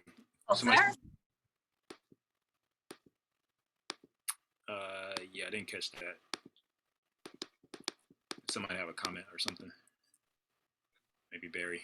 I'm not sure. If y'all want to put questions in the chat box, I'll go through them and then I'll bounce them to him at the end. Okay, cool. Okay. Yeah, I thought somebody was speaking. But at any rate, came up here, started Our Space World in 2011. That was as I was finishing acupuncture school. That was a clinic we started as a nonprofit to do community acupuncture. So basically, the goal with that was to be able to take acupuncture, which is somewhat of like a commodity if you think about it, because only people that have the luxury of time, and in the DMV region, oftentimes you need 70, 80, sometimes up to $100 to get a session of acupuncture. To be able to take that and turn it into a community resource. So that's what the Our Space part was about. The community acupuncture model came out from the West Coast, and basically instead of one person in one treatment room, you have a big treatment room and you have a bunch of reclining chairs. So people get to share the resource of acupuncture and the acupuncturist. So we did that project for about 6 years. It was awesome. We also got into being a CSA pickup site, which all as beginning farmers probably familiar with. Community supported agriculture. So we were a pickup site for that. Did some other programs, and then realized that we wanted to do more around specifically working land sovereignty, organizing people. So we took a couple years. I took some time to go out to Taos, New Mexico to do some earthship work, do some building out there, did some natural building here on the East Coast, did my beginning farmer training program in 2017, 2018. And then after that, we kind of retooled Our Space to more specifically focus on land and farming and cooperation. And so a lot of I guess you could say our assignment, so to speak, with the Future Harvest was to focus on cooperation, especially among Black folks and people of color, because a lot of times we find out that striking out as a solo farmer is just really very difficult. There's so many obstacles you have to navigate to start any small business, let alone a farm-based or land-based small business enterprise. And looking back in history, especially as history is Black folks and African folks in this country, it was cooperation that allowed us to be able to acquire land and resources in the beginning, which that led into the civil rights movement. And so a lot of people forget that the advances and the gains that were made during the 1960s were on the backs of the of farm land bases, because a lot of times the meetings, that's where people met. They met on farms. Or if people needed to be housed when they were coming down, like you had Stokely Carmichael and people coming down to do activist work during the summers, a lot of times they were put up on farms, and a lot of times when you had to organize something, you were getting the farmers to do it. So in more ways than one, the earth and farmers are the foundation of a lot of the gains that have been made by Black folks in this country. And so really tapping into that cooperative mindset, the cooperative structures, that is what's gonna that is a way, I'll say that is a way for us to organize ourselves to move forward. So some of these slides are busy. Just got them up here so that give you something pretty to look at. You don't have to look at me the whole time. That can get old. So you can see this is a little bit dated, but basically what we tend to do is partner with, or what we have been tending to do is partner with people to help them get things started. We helped start a community farm at an African homeschool. Recently helped a couple other folks and farmers get their land-based project started, and then I'll come back to that in a second. If you see at the bottom, we basically at our space where we kind of lump our activity into 3 different projects. One of them is called Project Teach 22. That's basically when we're teaching skills to people. So far, it's been some farm-based skills. So people that have really, never put their hands in the soil, just getting them an introduction to that in different ways. Also, as most of you know who have done any farming, as soon as you get into farming, you find out you need infrastructure. And so we really believe that groups of people need to be fully equipped to be able to do what they got to do. And so a lot of times that means you got to build a fence real quick. You got to build a raised bed box. You got to fix a high tunnel. Having those skills on the farm is very critical, because if something goes down, you don't want to have to wait to try to track somebody down to fix it. You want to be able to fix it yourself, especially if it's easy. So that's Teach 22. The Ojima initiative is a different set of skills, but it's more like the community skills, and that's where the cooperative stuff comes in. We think that, oh yeah, it'd be great to do something as a partnership or do something with other people, but really living in community, living in civilization is in itself a skill. And so we're working with one collective as we speak to help move them through the process of forming a formal cooperative. And then we also just take that cooperative mindset and cooperative skills and principles and help contribute that background knowledge to other organizations. There's a group that's doing a project in Crownsville, and they're thinking about using a lot of cooperative structures in that. So we've been working with them. And so that is going to be the basis of a lot of the stuff that we bring to Future Harvest, hopefully, and have that as a resource for the Black farmers there. So that's the Ujima initiative. And then this last part, this Calabash part, it's something we kind of fell into because when we started, we didn't know why, but we organized our space as a nonprofit. And there is actually a lot of advantages to doing that. Not that everyone needs to, but one of the things is that when there's money out there in the forms of grants and donations, it's very helpful to have other people. It's very helpful to have a nonprofit to funnel that through. So sometimes what we do is people will donate to us, and then we'll pass it along to other organizations, because a lot of times big donors, they need to have the ability to report that and say they gave it to another, a quote unquote trustworthy organization. There's all sorts of issues with that, but a lot of times they need to be able to say that that's happening. And so we do some of that reporting and some of that kind of legwork there. Sorry, I got too many things going on. And so we do that. So those are the kind of things that we sort of do day to day. We got some nice outro music there. Maybe that means we need to wrap it up. Tell y'all what, man, this Zoom universe is a real trip to me, because you just never know what's going to go down. I lose internet connectivity all the time. It's just a trip. But at any rate, so this is our vision, what we really want. And this is probably overlaps with a lot of the things y'all are already thinking about. A lot of the goals of Future Harvest is just a sustainable world where all the communities have just culturally centered based and a space in which they can live and thrive, because culture is really the driving force for everything. And so when we have connection to culture and connection to land, you have the ability to thrive. And we tend to highlight and work with I'm sorry, Farris. Can we get whoever is on the piano? I can't find you, but can we get you to mute your Who's got the piano solo going on? Thank you. All right. So It's Perry's phone. no, it's all good. It's all good. So we tend to work with big groups of people. We're back I'm again. sorry, Farris. I'm trying to find her in my list to mute her, and it's not for some reason I'm not able to. No, it's all good. Carrie, can I get you to mute your phone, please? Sorry, I thought I had it there. I'll try it again. Okay, thank you. Okay, Farris, sorry about that. I did not mean to interrupt you. No, it's all good. It's all good. And so this is just another rendition of that. Just giving people skills and the wisdom, then they can form conscious communities, and then therefore they are able to cultivate the land, protect the land, steward the land in a responsible way. And then if they can make clean and natural resources from the land to be able to educate other people, then you have this growth cycle. So that's really in a nutshell, or calorie shell. That's what we're about. That's what we aim to do. I can stop there. I don't know if y'all have questions. Instagram, no, we're not on Instagram for many reasons. Mostly because I just don't get excited about social media, so I tend to lag on that sort of thing. We have had a couple people that said they were going to set it up for us, and then we just didn't. So no Instagram as of yet.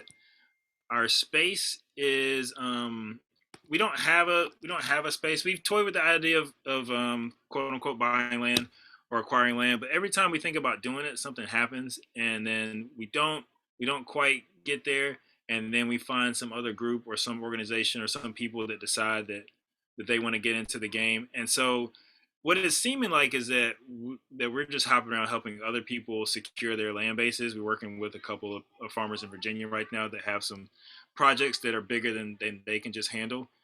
They alone can handle. So it seems to be our niche right now is to really just help other people and support their land-based efforts, and to not try to establish one of our own at the moment. We're a relatively small crew of we got a board of 4, staff of like around 3. It fluctuates, so we're relatively small.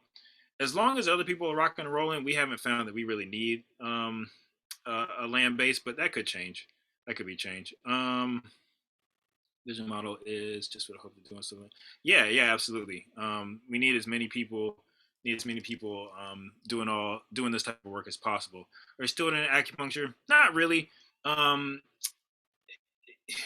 So the model that I was talking about was basically a high volume, low cost model. I told you that the running price was about, at that time, was like $80 a treatment. Most of our treatments we did on a sliding scale. We suggested people give $15 to $40. We treated people for as low as free.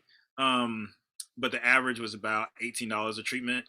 And in order to make it sustainable, you got to hustle pretty hard. So I actually functioned more like a nurse for 6 years. And for any of you that have been in the nursing field, you know that can be hard. So I kind of burnt out a little bit on the acupuncture. I still talk with people and give them advice and shoot them to other acupuncturists, but I don't do a whole bunch of acupuncture at the moment. I actually don't even I don't even think my license is current now, so I don't really do too much of that anymore.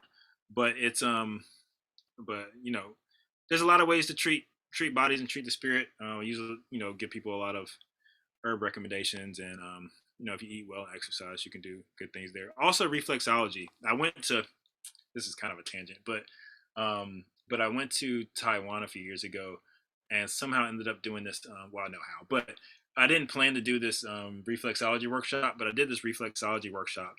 And for those of you that don't know, there is the whole body is on the foot as it is on the ear, the tongue, the eye, different places where the body's mapped out. So in theory, you can treat any ailment with just using like the foot, for instance, which is what reflexology is. So it took a whole course in reflexology, and this guy was talking about it, and he's saying that he basically cured himself of, I don't think it was a cancer, but it was something debilitating, and he was able to cure himself with reflexology.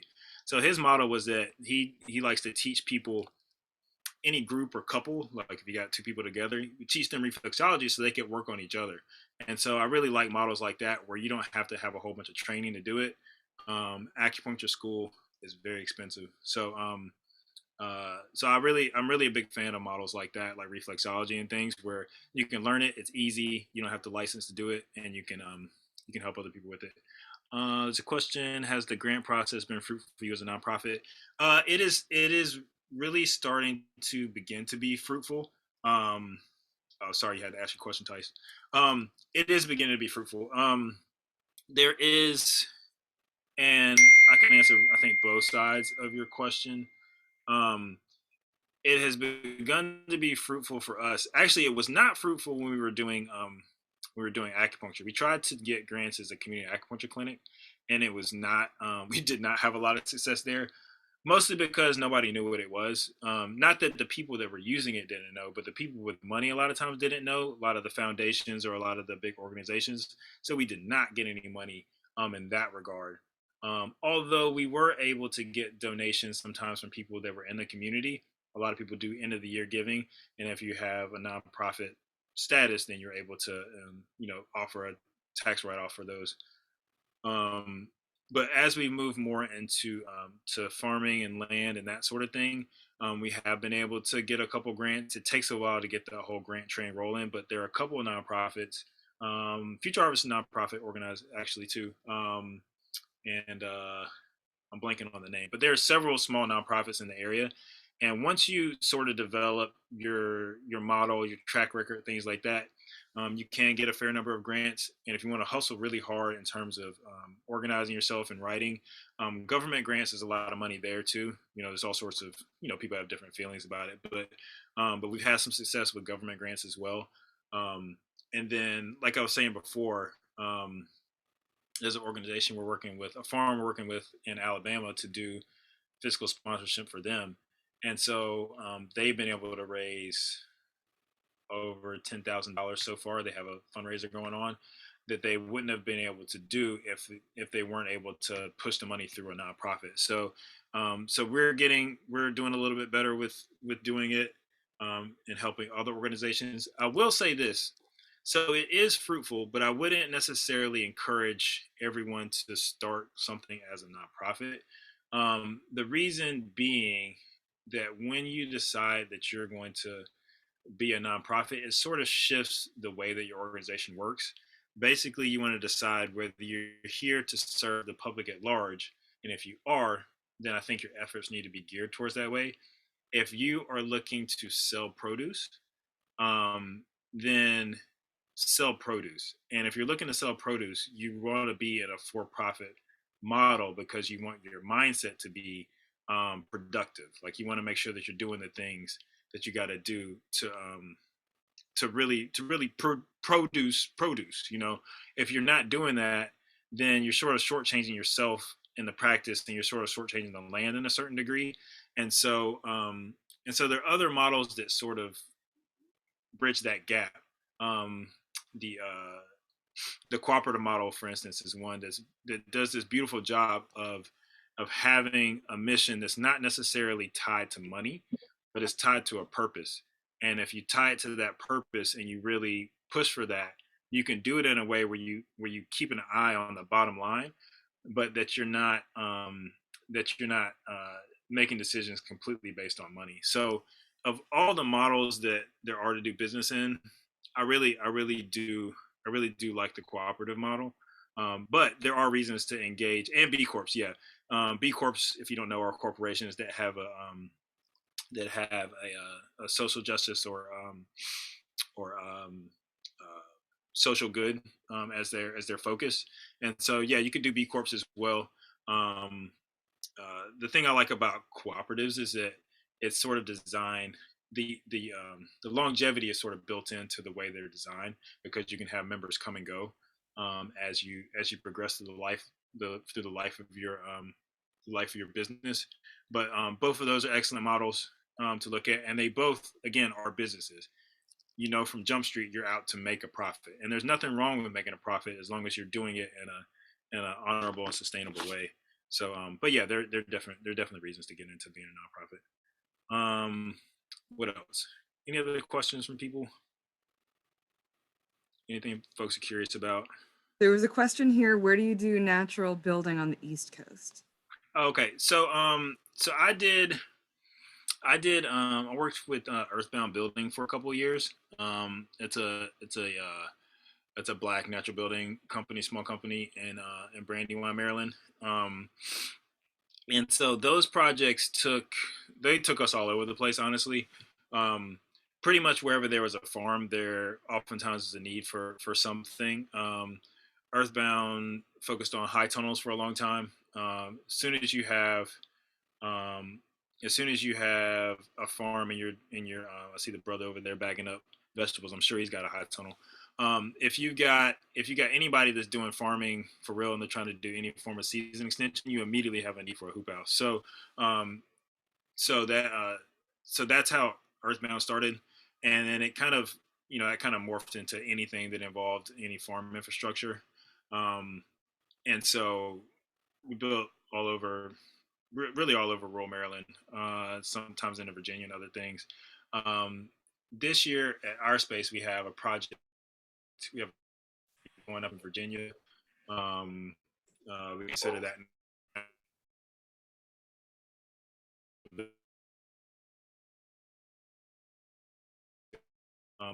those library loan boxes. And then there's one more thing that I'm spacing on. We build like shit.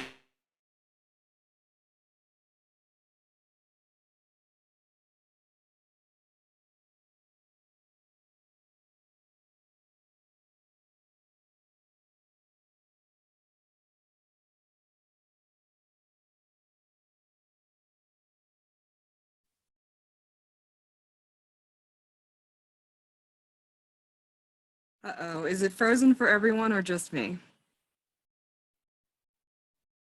All right. So that's a great way to do that. But then also once you get into actually building wall structure and things like that, I really like straw bale. I like working with clay. And straw bale is got an inherently high R value. So hopefully we get to a chance to do some small straw bale buildings. You can build cool bots and coolers out of straw bale. There's all sorts of stuff. So yeah, that's some of the natural building that I've been involved with and want to do. Our value is just the how much it's a rating of how much insulation, how much heat you can hold in. So the higher the R value, the more insulation you get. The pink stuff at Home Depot that most people have on their walls, if it's conventional building, I think it's R19, which is a pretty good R rating, R value. And there's some R values that are lower than that and some that are higher. So R value is just how good of an insulator it is. Let's see. Let's mention one of the best way to get the most more about homeschooling. Yeah, there's just contact info on our website. I think Amy Rose, you put our website in there. Yeah, if you go to our website, there's I'll copy that down there. There's contact info on our website. That's the best way. That goes to our email and all that stuff. If you want to learn a little bit more about what we're doing, just hit us up via that. Sorry, we don't have Twitter and Instagram and all the things you're supposed to have these days. Just regular old email over here. Regular old email. All right. Anything else from good people? Anything else you're curious about? Want to know? I know I've said I wasn't going to talk 30 minutes, and here we are 30 minutes later. But I can definitely attest to the importance of R value, though. When I bought my home, it's almost a tiny house, but it's a 100-year-old sharecropper's cabin. It was a cabin, and then it got turned into a house about 100 years ago. And I had there was only a couple of rooms that were insulated, and when they came in to do the solar panels, they said, "What's in your walls, if you have any at all?" Oh, in the couple of rooms that it had, it was R2 insulation. And if the power goes out here, not anymore now that I've had it fixed, but it was freezing within a matter of minutes. Absolutely important. So it's fascinating. The straw bale thing is fascinating. There's a house here nearby that's built out of straw bales, and it's incredibly efficient.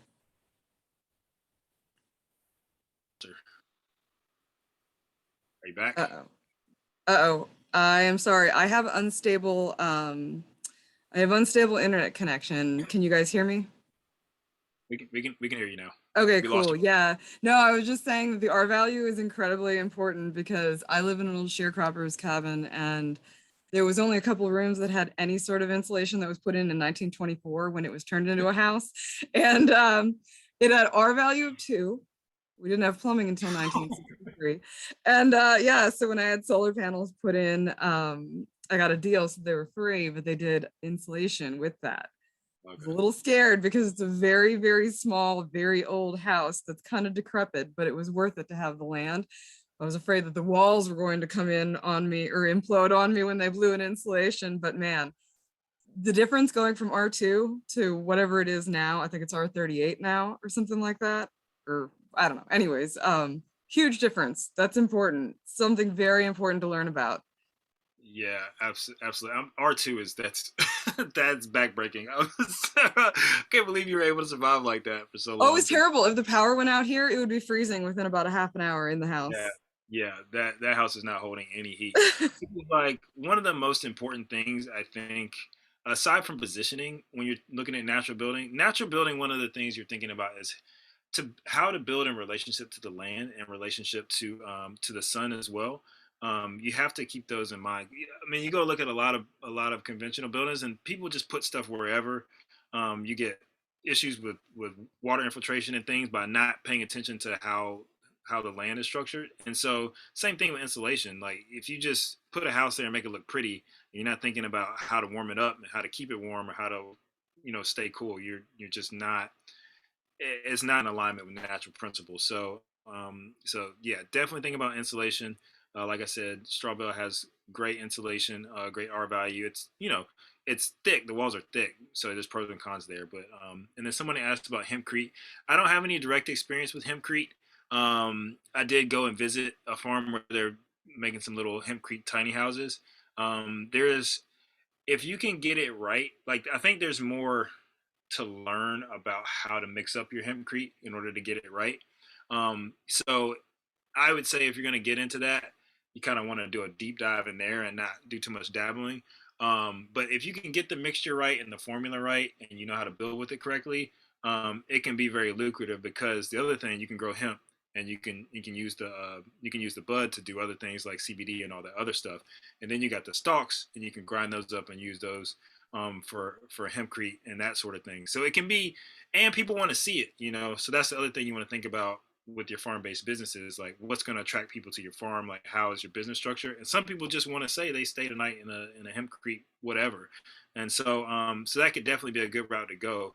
But I think there's a little bit more of a learning curve there than there is with something that's more, just more basic and time tested, like doing straw bale or doing a high thermal mass clay walls and that sort of thing. So there's a lot of considerations, but it's definitely cool. Definitely cool. I want to learn. So want to learn more about it. Oh, sheep wool. Oh, that's dope. Yeah, you can use all sorts of stuff as insulation. You can use old clothes and jeans and all sorts of crazy stuff as insulation. The structures with face.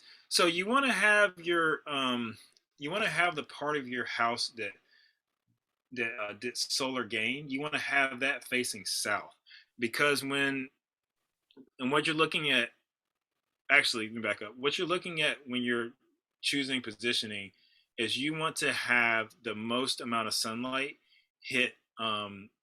go through the side of your house that has the most windows in it.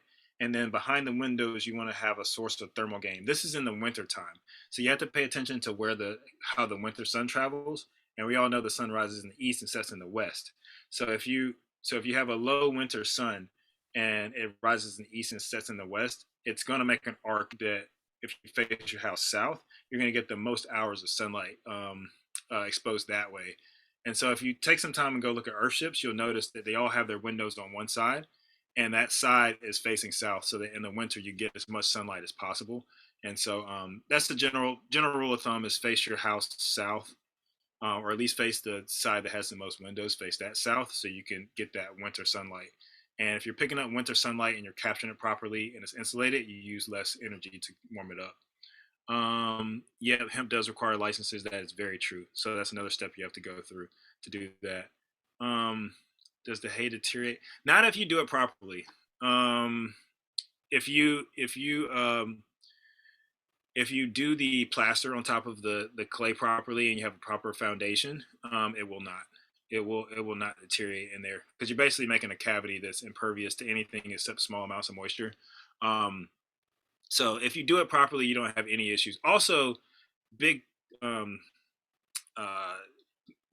straw that's packed together is somewhat fire resistant, believe it or not. So they're actually fairly fire resistant as well.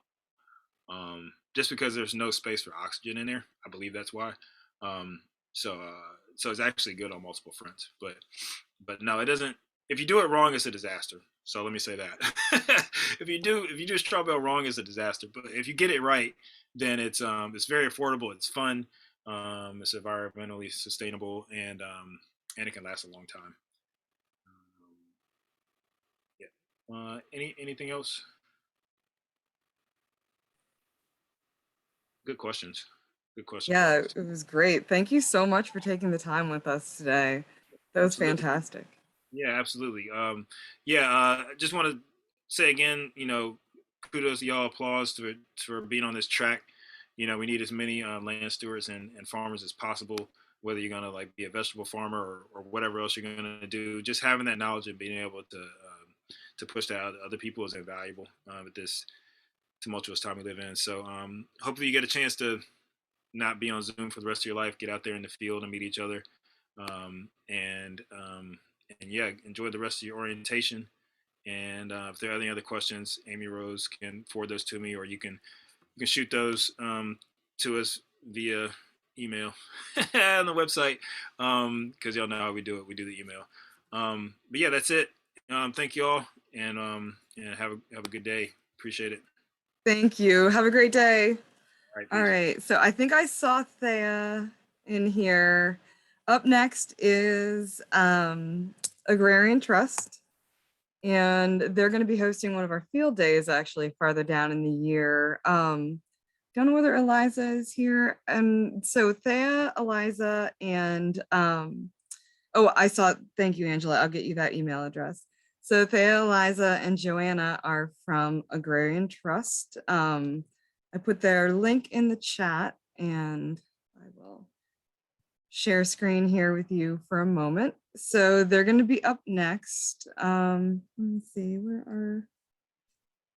I'm here, Amy Rose. Okay, sorry, there's so many names that yeah, so they're going to be a huge help for overcoming land access. They're going to have a lot of interesting insights on from the Agrarian Trust there. So take it away. Thank you. And hi, everyone. Thanks for sticking through. I know you've heard from a lot of people already, and I'll try to make my presentation fairly short, and then, of course, able to answer any questions you want. So my name's Thea Maria Carlson. I work with Agrarian Trust. I actually live in California. We're a national nonprofit, and I happen to be the one who is available to join you all today, but we do have Eliza, who lives in Virginia, and some other folks. Most of the folks are on the East Coast. And so I'm going to share my screen to show you a bit about who Agrarian Trust is. So we're a relatively new nonprofit, just a few years old, and one of the things that I'm going to focus on is talking about the Agrarian Commons model, which is a new model for equitable land tenure and community-supported land stewardship. So I think everyone probably knows that farmland is in crisis. We have a vastly inequitable distribution of land, with 98% of farmland in the US being owned by white people, only 2% owned by BIPOC land stewards. And a lot of land is going to be changing hands. There's a lot of speculation in land, and the land values are rising. And so it's becoming harder and harder for farmers to afford land because there's so many other folks who are interested in investing in land and driving the prices up. So knowing that there's this big generational issue with farmers getting older, the need for a lot of farms to transition, and also the need to protect them from development into non-farming uses and or speculation, and making the price unattainable, Agrarian Trust was formed a few years ago to try to address land access issues and create a new model for sustainable and community supported land tenure.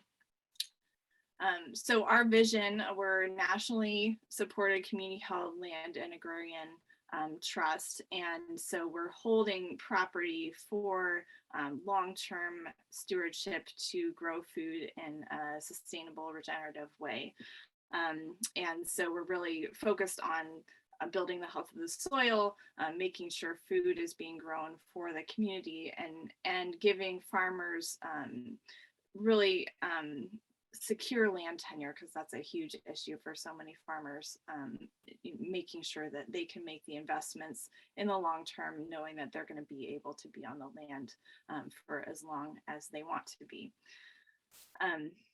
So our work is looking at how can we have different structures for land ownership and access, so that we're really supporting our relationships to the earth, and caring for the earth and caring for each other. And so a lot of our work is really collaborative with other organizations, with local communities. We're a national organization, but a lot of the work is really focused in specific communities on the ground, finding land and helping to steward that, and then also sharing knowledge and resources across communities.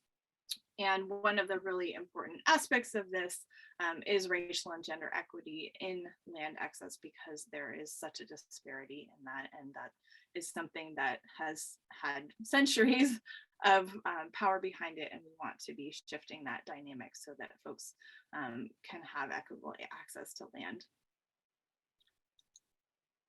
So the Agrarian Commons model was started in 2020. So just under 2 years ago, we launched 12 commons across the country. And so this is a map of the current commons. And the size of the circles is basically the geographic area of the commons. So some of the commons have land already, some of them don't have land yet. But there's a spread across the United States, as well as some other potential commons that are currently in conversation about forming. And so the way that Agrarian Commons works is that there's land that is governed locally and has a local board, and then it's supported by the national nonprofit. So when land comes into the commons, it's protected permanently, so it can't become something other than agricultural land. And it's stewarded by the community, so it has local people who are deciding how that land is going to be stewarded, who's going to be farming the land, and all the different questions that come up with in terms of deciding how a farm will be stewarded. So the farmers have long-term leases, in many cases 99 years, or if some states don't allow 99-year leases, but basically the longest lease that's possible within a state. So many farmers right now are working on handshake agreements, or maybe a year-to-year lease. And so this is really creating long-term sustainable land tenure. So the farmer doesn't personally own the land, but they have the long-term lease, and many times they can build equity in other ways than owning the land. So the difference between this and other land trusts, so there are a lot of other land trusts most of which are focused either on conservation or housing. So conservation land trusts, they're focused on preserving land, often for wildlife, for recreation, but not necessarily for farming. And a lot of times they have a lot of restrictions on how the land can be used that make it hard for farming to happen on the land. That's not always the case, but often can be challenging for farming to happen with conservation land trusts because they have a different focus, and often they're controlled by people who don't have a background in farming and don't have a sense for what's needed to make a farm viable. There are also a lot of community land trusts that focus on holding land so that affordable housing can happen on it. And a few of those have some agricultural land as well, but most of them are really focused on urban land and making housing affordable by holding the land in a trust. And so Agrarian Trust is kind of bringing elements of both of those models into a model that includes housing, includes room for people, and also includes room for agriculture. And having a board of directors that has farmer and community representation as well as representation from the National Trust means that all the stakeholders who are going to be affected by the land are directly responsible for deciding how that land is stewarded. And as I mentioned, habitats for wildlife, making sure there's land that's appropriate for growing food, bringing in equity and community involvement are all really important.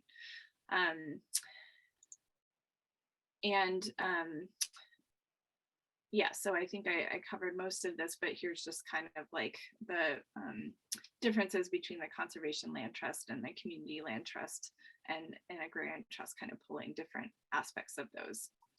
So we had a question for you, real quick. How does the trust acquire land generally, and what's the trust's capitalization? Yeah,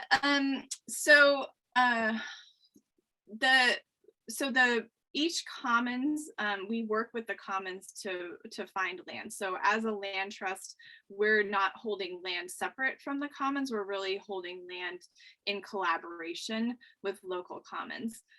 So the way that the legal structure for that, and I'll kind of get back into that question. So the legal structure of that is a kind of specific nonprofit. There's a 501c2 and there's a slightly different one called a 501c25. So folks have probably heard of a 501c3 nonprofit, which is what Agrarian Trust is, which I imagine Future Harvest is.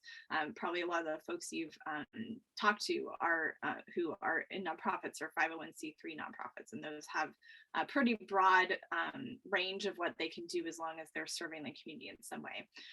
501c2 nonprofits are a subsidiary of another nonprofit, so they're not totally independent. They work under another nonprofit, and they're focused just on holding land. So they don't do fundraising, they don't do education, they don't do outreach, they're just focused on holding land. And so each commons has a 501c2 nonprofit. So it's a subsidiary of Agrarian Trust. So the Agrarian Trust is the overall umbrella nonprofit, but the 501c2 holds the title to the land and has governance of about equal representation of community members, farmers who are farming the land, and folks from Agrarian Trust. And so there are kind of a couple of ways that a commons can start. Sometimes someone comes to Agrarian Trust and says, I have this land, I want to donate it, I love this commons model, I want it to be a commons. So that's what happened for the Puget Sound Agrarian Commons. So someone donated a 10-acre farm, and then we helped to create a group of local community members to steward that land and find farmers. And so that commons has a board and is in the process of interviewing potential farmers to be on that land.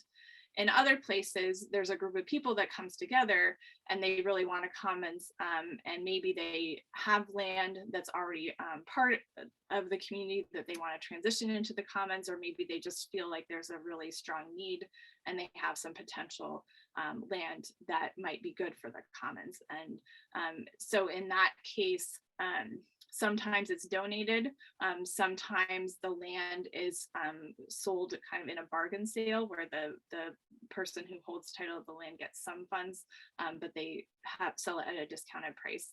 And so when the land needs to be sold, then Agrarian Trust partners with the local community to raise money to purchase the land.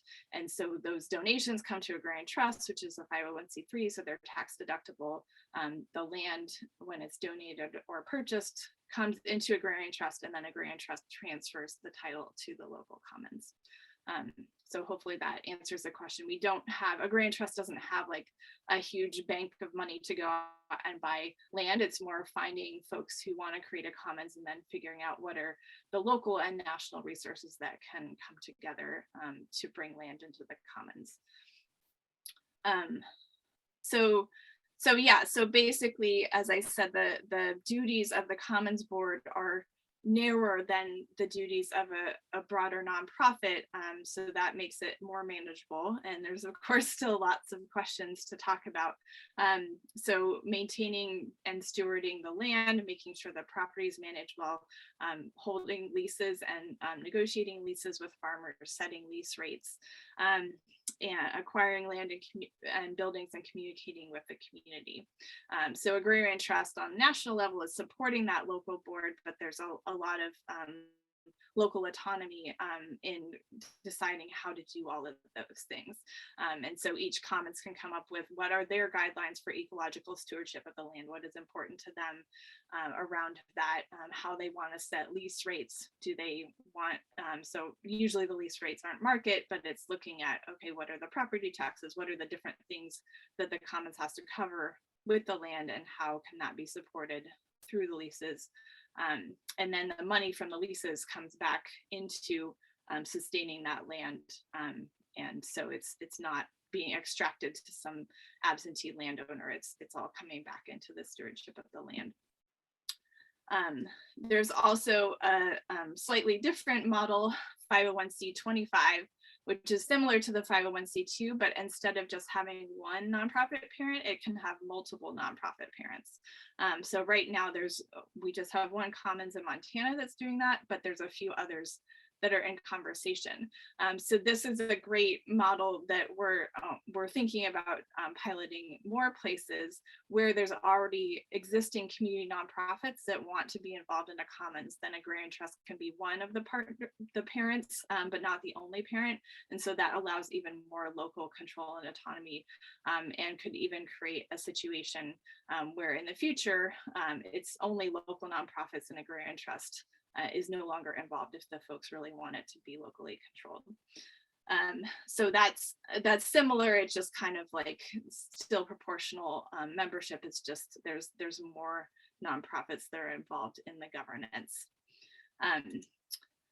So the kind of the benefits of this model, and I want to say all along, this is just one model. We're not saying this is the only model, and there's some other models that are out there and great. And we also invite people to take any aspect of this and evolve it and adapt it. So this isn't like a franchise or like this is the only way. We're just trying to offer one option that's an alternative to the conventional private ownership that has so many issues. And we're also very open to exploring and collaborating on what makes sense for every individual community. So some of the things that we're trying to address with the commons model is land equity. So centering people who have been marginalized from farming and making sure that they have priority and access to the land, and also controlling the land, not just being given access to land, but also being on the board and deciding how the land is stewarded. Making sure there's the local communities that hold equity. So we're having that connection to the people who live closest to the farm, who are going to be eating the food, having the control over it.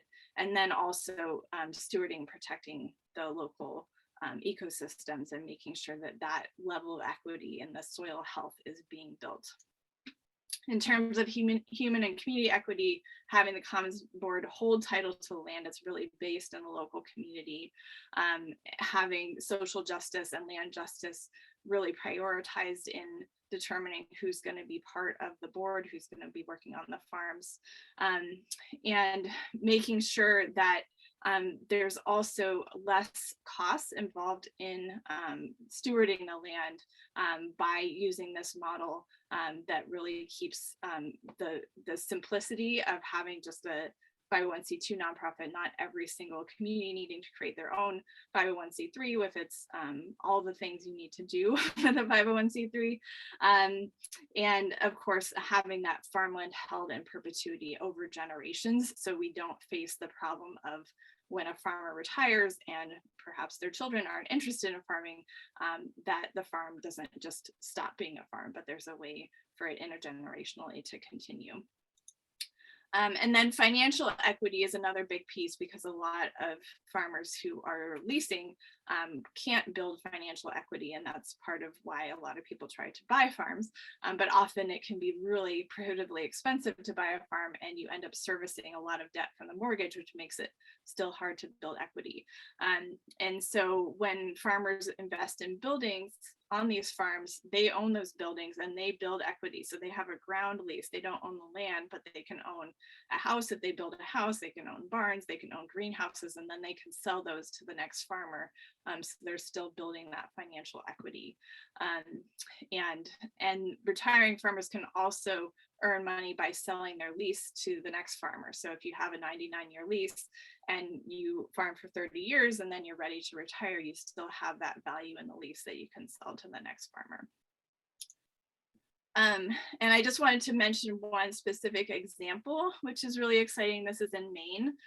So this is Liberation Farms, and it's a group, the Somali Bantu Community Association is organizing a group of hundreds of Somali Bantu refugee farmers who are living in Maine, and partnered with Agrarian Trust to get secure long-term access to a farm in Maine. And so there is an Agrarian Commons that consists of members from the Somali Bantu Community Association, other community members, farmers who are going to be farming that land, as well as Agrarian Trust. We worked with them to do a crowdfunding of most of the money to purchase the farm, which was around, I think, $400,000. And we got a lot of involvement from the local area, but also folks from across the country who are interested in supporting that. And so there's now the Somali Bantu Community Association has the lease to the farm, and then they can sublease to all the different farmers who want to have different plots, and they can also do it in a cooperative model, which is how their traditional way of farming is. So there's a one farm that's providing access to hundreds of families to grow their own food and also grow food for the local community. So I just wanted to mention there's a couple of resources on our website. There's information on all the current Agrarian Commons, so you can see where they are and how their boards are structured and kind of where they are in their process. Some of them already have land, some of them are still seeking land. And there's also a guide to creating your own Agrarian Commons if you really just want to jump in and say, hey, you know, this is awesome, I want to learn how to do it. All the bylaws and sample leases and all those things are on the website. So there's links to both of those things. Here's my email address also, and we are on all the social things, Agrarian Trust. So I'll leave this up for a second and look at the chat, see. Doesn't look like there's any other questions yet, but I'd love to hear if there are other questions. I actually have a question. So on your website, the sample leases that you were talking about, are those free to download and augment for farm use? Yeah, so pretty much everything we do is open source, and we're really interested in having people adapt and use things however they want. So yeah, the guide to creating Agrarian Commons, it's hosted on the Center for Agriculture and Food Systems website. So we partnered with them to do it. But yeah, there's all these different aspects, and you're welcome to take it and adapt it. And, you know, with a caveat that if you're taking a legal document and changing it, you might want to run it by a lawyer and make sure it still makes legal sense. But yeah, I see there's another question. Yeah, what are the plans to expand the commons in the next year or two? So we're always kind of open to exploring with folks, and we have that's a lot of what, so I just joined Agrarian Trust a few months ago, along with my colleague Johanna, who Amy Rose mentioned, and the two of us are really coming in to help educate more people about this model and support people in exploring whether it makes sense for them, and also build a commons alliance. So all of the existing commons and also other organizations and individuals who are interested in this kind of model, whether it's actually an agrarian commons or something that has some similar aspects. So we'll be building like a sharing and learning network over the next year that people can be involved in. So we don't have like, we're gonna have this many new commons in the coming year or two, but it's definitely something that we wanna support growing. And also, again, anyone is welcome to create a commons whenever you want, wherever you want. And if you want to partner with us, we'd love to talk to you about what you want to do. And I would say the two things that are helpful are having some potential land and or having a group of people in the community who really want to drive the process locally, because as a national nonprofit, we can't really be like, okay, this town wants a commons and we're just going to come in and do it. You know, it really needs to have a groundswell of local community support. So especially if you can talk to a few folks, talk to different local organizations that are related, and bring together a group of folks who really want to explore this, then we can provide help to figure out what are the steps that you need to take and support you through that process. So there's actually a question here. Is there a minimum property size that people can donate? There is not. Yeah, I mentioned the 10-acre farm it's like on one of the islands near Seattle.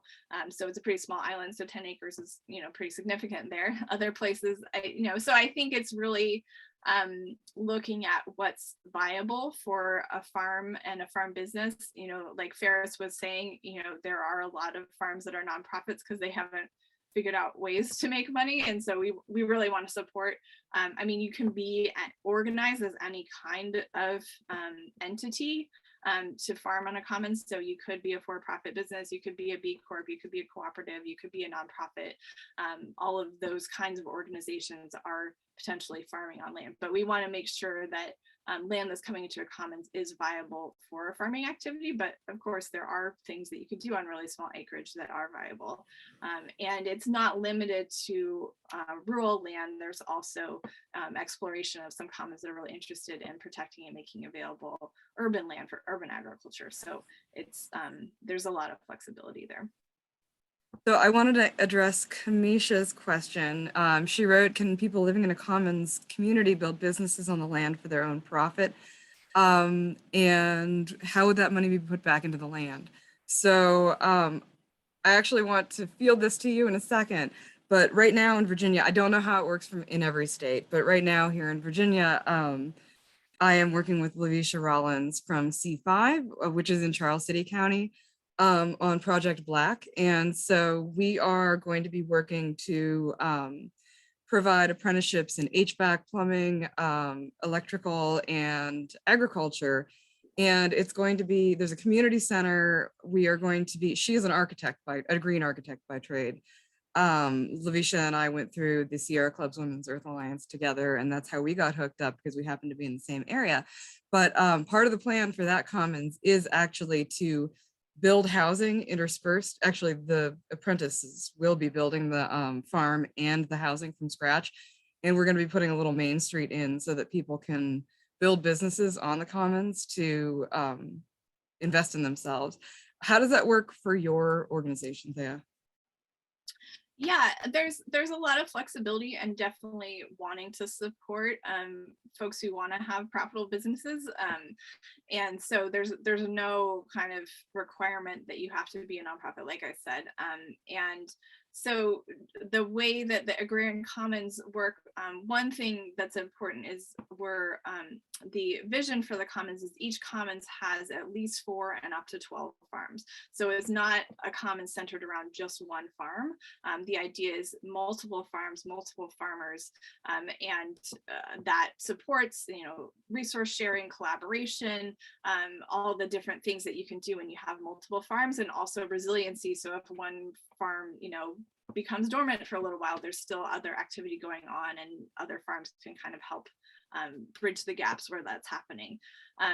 So in terms of how the profits that money would go back into the land. So one of the models for leases that some of the commons are exploring is kind of a percentage of revenue. So as a farm starts up and they don't have much revenue, their lease is really low. And then as they scale their business, more of that money, not a majority, but as they have more money coming in, more of that can go into the commons and support lower leases for farmers who are just getting started or who aren't making as much profit. So that's something that's locally decided by the commons, and the farmers who are in those leases are represented on the board, so they also get a voice in determining what feels fair and equitable in terms of the leases. And then say there is a farm that's making a bunch of money and their lease rate is higher, then the board together decides, how are we going to invest that money? Like maybe we need to build a cold storage that is big enough for all the farms to use, or there's a lot of different ways that the commons can then use the funds that come in to reinvest in the land and make farming more viable in that commons. There was one more. I'm sorry, Thea, you're really getting put through it. If people are interested in you. Fine, that's why I'm okay. here. So Chelsea wrote, if you're a person who's looking to buy property but would like to take part in this model, does your organization help them go through the process of property buying?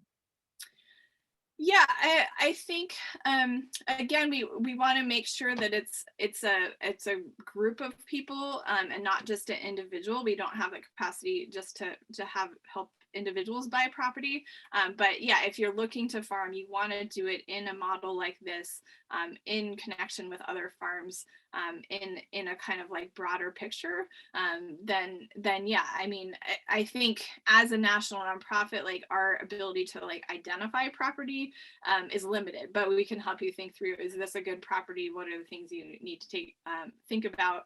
We're in conversation with a nonprofit right now that doesn't have a commons yet, but is interested in a commons, and just talking about, okay, you have this land is for sale, you want to buy it. What are the things you might think of in terms of getting an option to purchase so you have time to raise the money? So yeah, those are things that we can support with. Excellent. Oh, excellent. Sorry, I didn't realize if I was muted or not. Okay, thank you so much. Are there any other questions for Agrarian Trust? Yeah, someone, I see the question from Chelsea, the groups are 2 to 8-ish people. I think I saw that in the graphic. Yeah, so to start up, yeah, so you need at least 2 people, probably more. The idea is there's equal representation on the board in 3 different categories. So farmers, community members, and folks from Agrarian Trust. And so one of the things is finding the balance between all those and making sure the board can bring in folks who bring each of those perspectives. And sometimes, starting up, it's not quite the right balance, and then oops, gesturing so much I did over my tea. So it can be an evolutionary process to get there. But I'm not actually sure if there's a minimum or maximum number of people on a board. I would imagine it would have to be at least 3, since there's 3 different representations. But it should say in the legal structure. And yeah, I'm happy to follow up via email and figure out that question. Like I said, I'm pretty new, so there's some things that I don't know yet. Thank you so much. This is great. So great. Thank you. Okay, so oh gosh, I'm getting all sorts of inquiries. I'm gonna connect y'all with Lavisha. She's amazing. Inquiries about the Project Black. One second.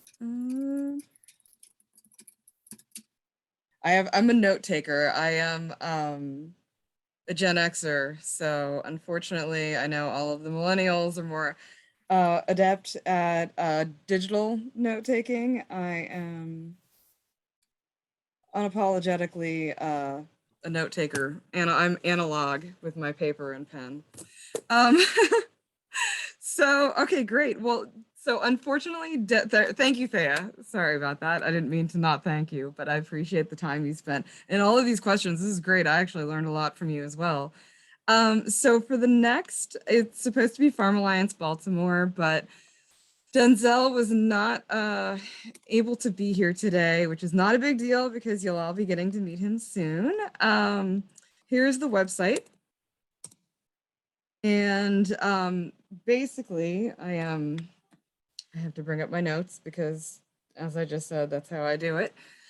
So they are a nonprofit in Baltimore. They administer the Black Butterfly Program.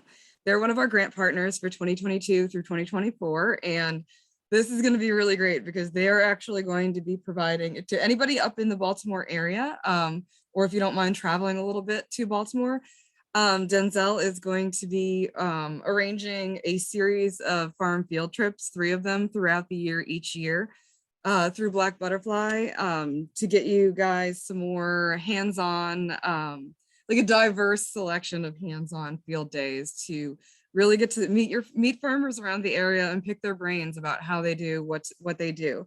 And it is going to be, let's see.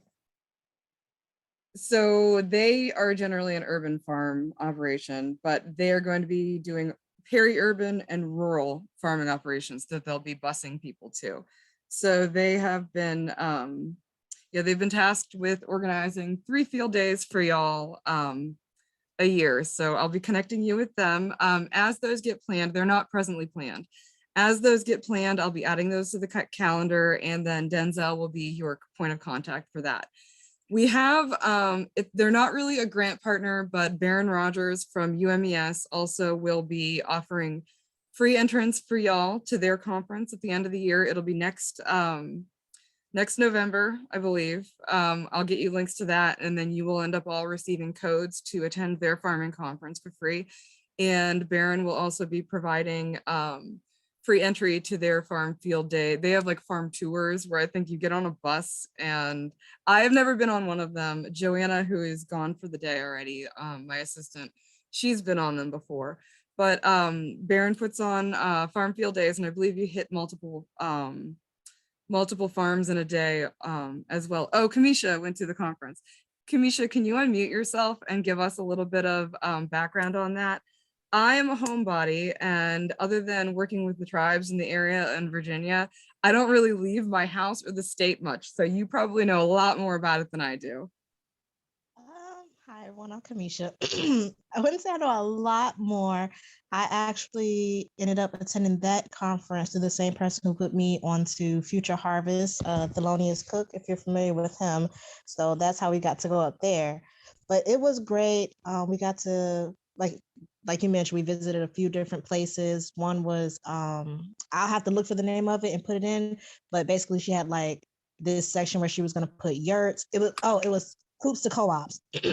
Coops to co-ops. That was great, where they're just turning old coops into co-op spaces where people can come sell things. They can come and live on the land.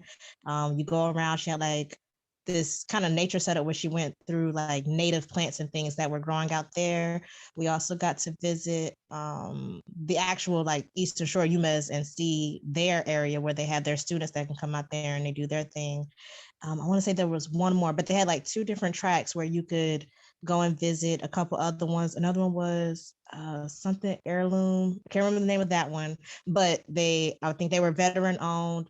It was just like a 12-acre plot. Their story was really great, but it just had different opportunities. And if you drive up there, you could actually see everything they have to offer. But of course, if you're just there, carpool or whatever, you might have to choose a few, so you'll be limited. But it just has a lot of different opportunities if you go up there. So I would highly suggest it if you can.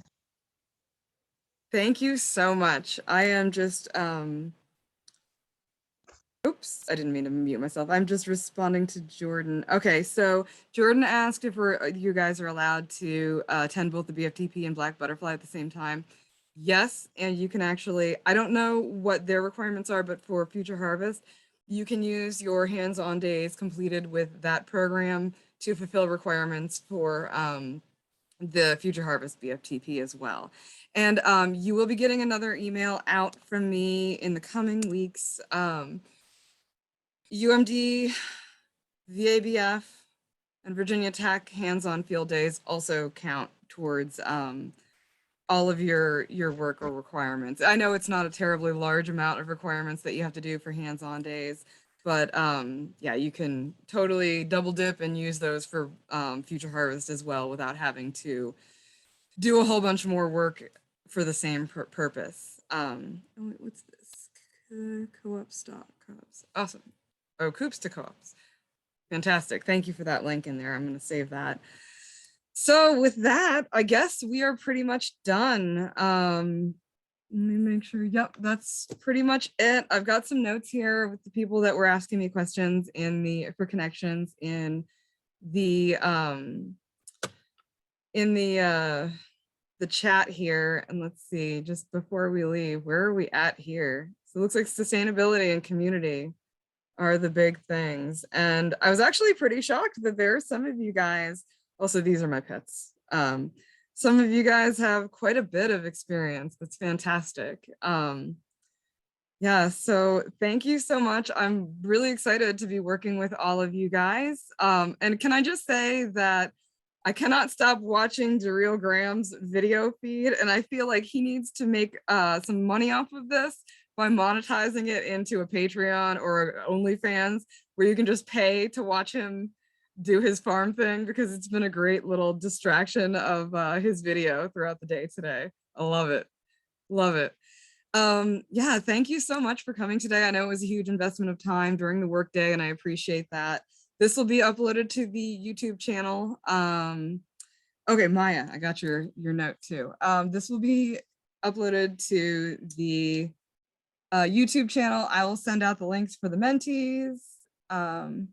And I'll send out probably some more just for you guys to get to know each other interpersonally, but not on Zoom when I'm sure you guys would all rather be doing something else right now in this moment. So I'll start sending out some other polls, and yeah, if you have any questions, please don't hesitate to reach out to me. If you have scheduling conflicts, we can figure it out. It's totally fine.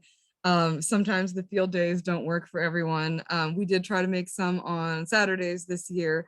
And I know that Michael Carter, who you met earlier, he's going to be doing his study circles, I believe mostly on Saturdays as well. Yeah, so thank you very much. Are there any other questions before we hop? Oh, Ujima, that is going to be Farris from Our Space World. There's actually another, I don't know if you all know Ira Wallace. You'll be getting to probably meet her. She's a neighbor of mine as well. And she is working on the Ujima Seed Project down here in Central Virginia. So I'll get more info on that. Also, Ira is my personal hero. I love her. And yeah, she's stewarding African seeds and had stopped by my farm a couple of months ago wanting to incorporate some native seeds. So yeah, if there's any questions, please let me know.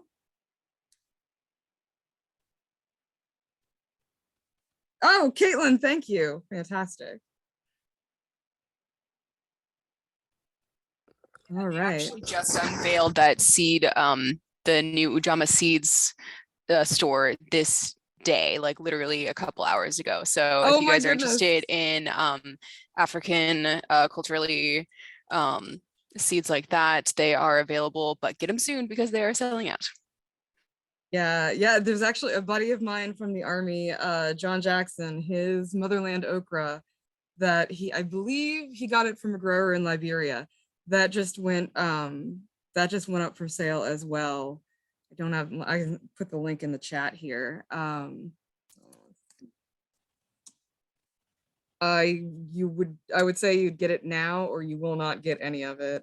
He said that the leaves of this okra are more palatable than some of the other okra leaves that he's eaten as well. Let's see. All right, here you go. And then I have very slow internet, which is why I fell off earlier. I apologize. There is advantages and disadvantages to living in the middle of nowhere. Let's see, everyone meeting. There is that.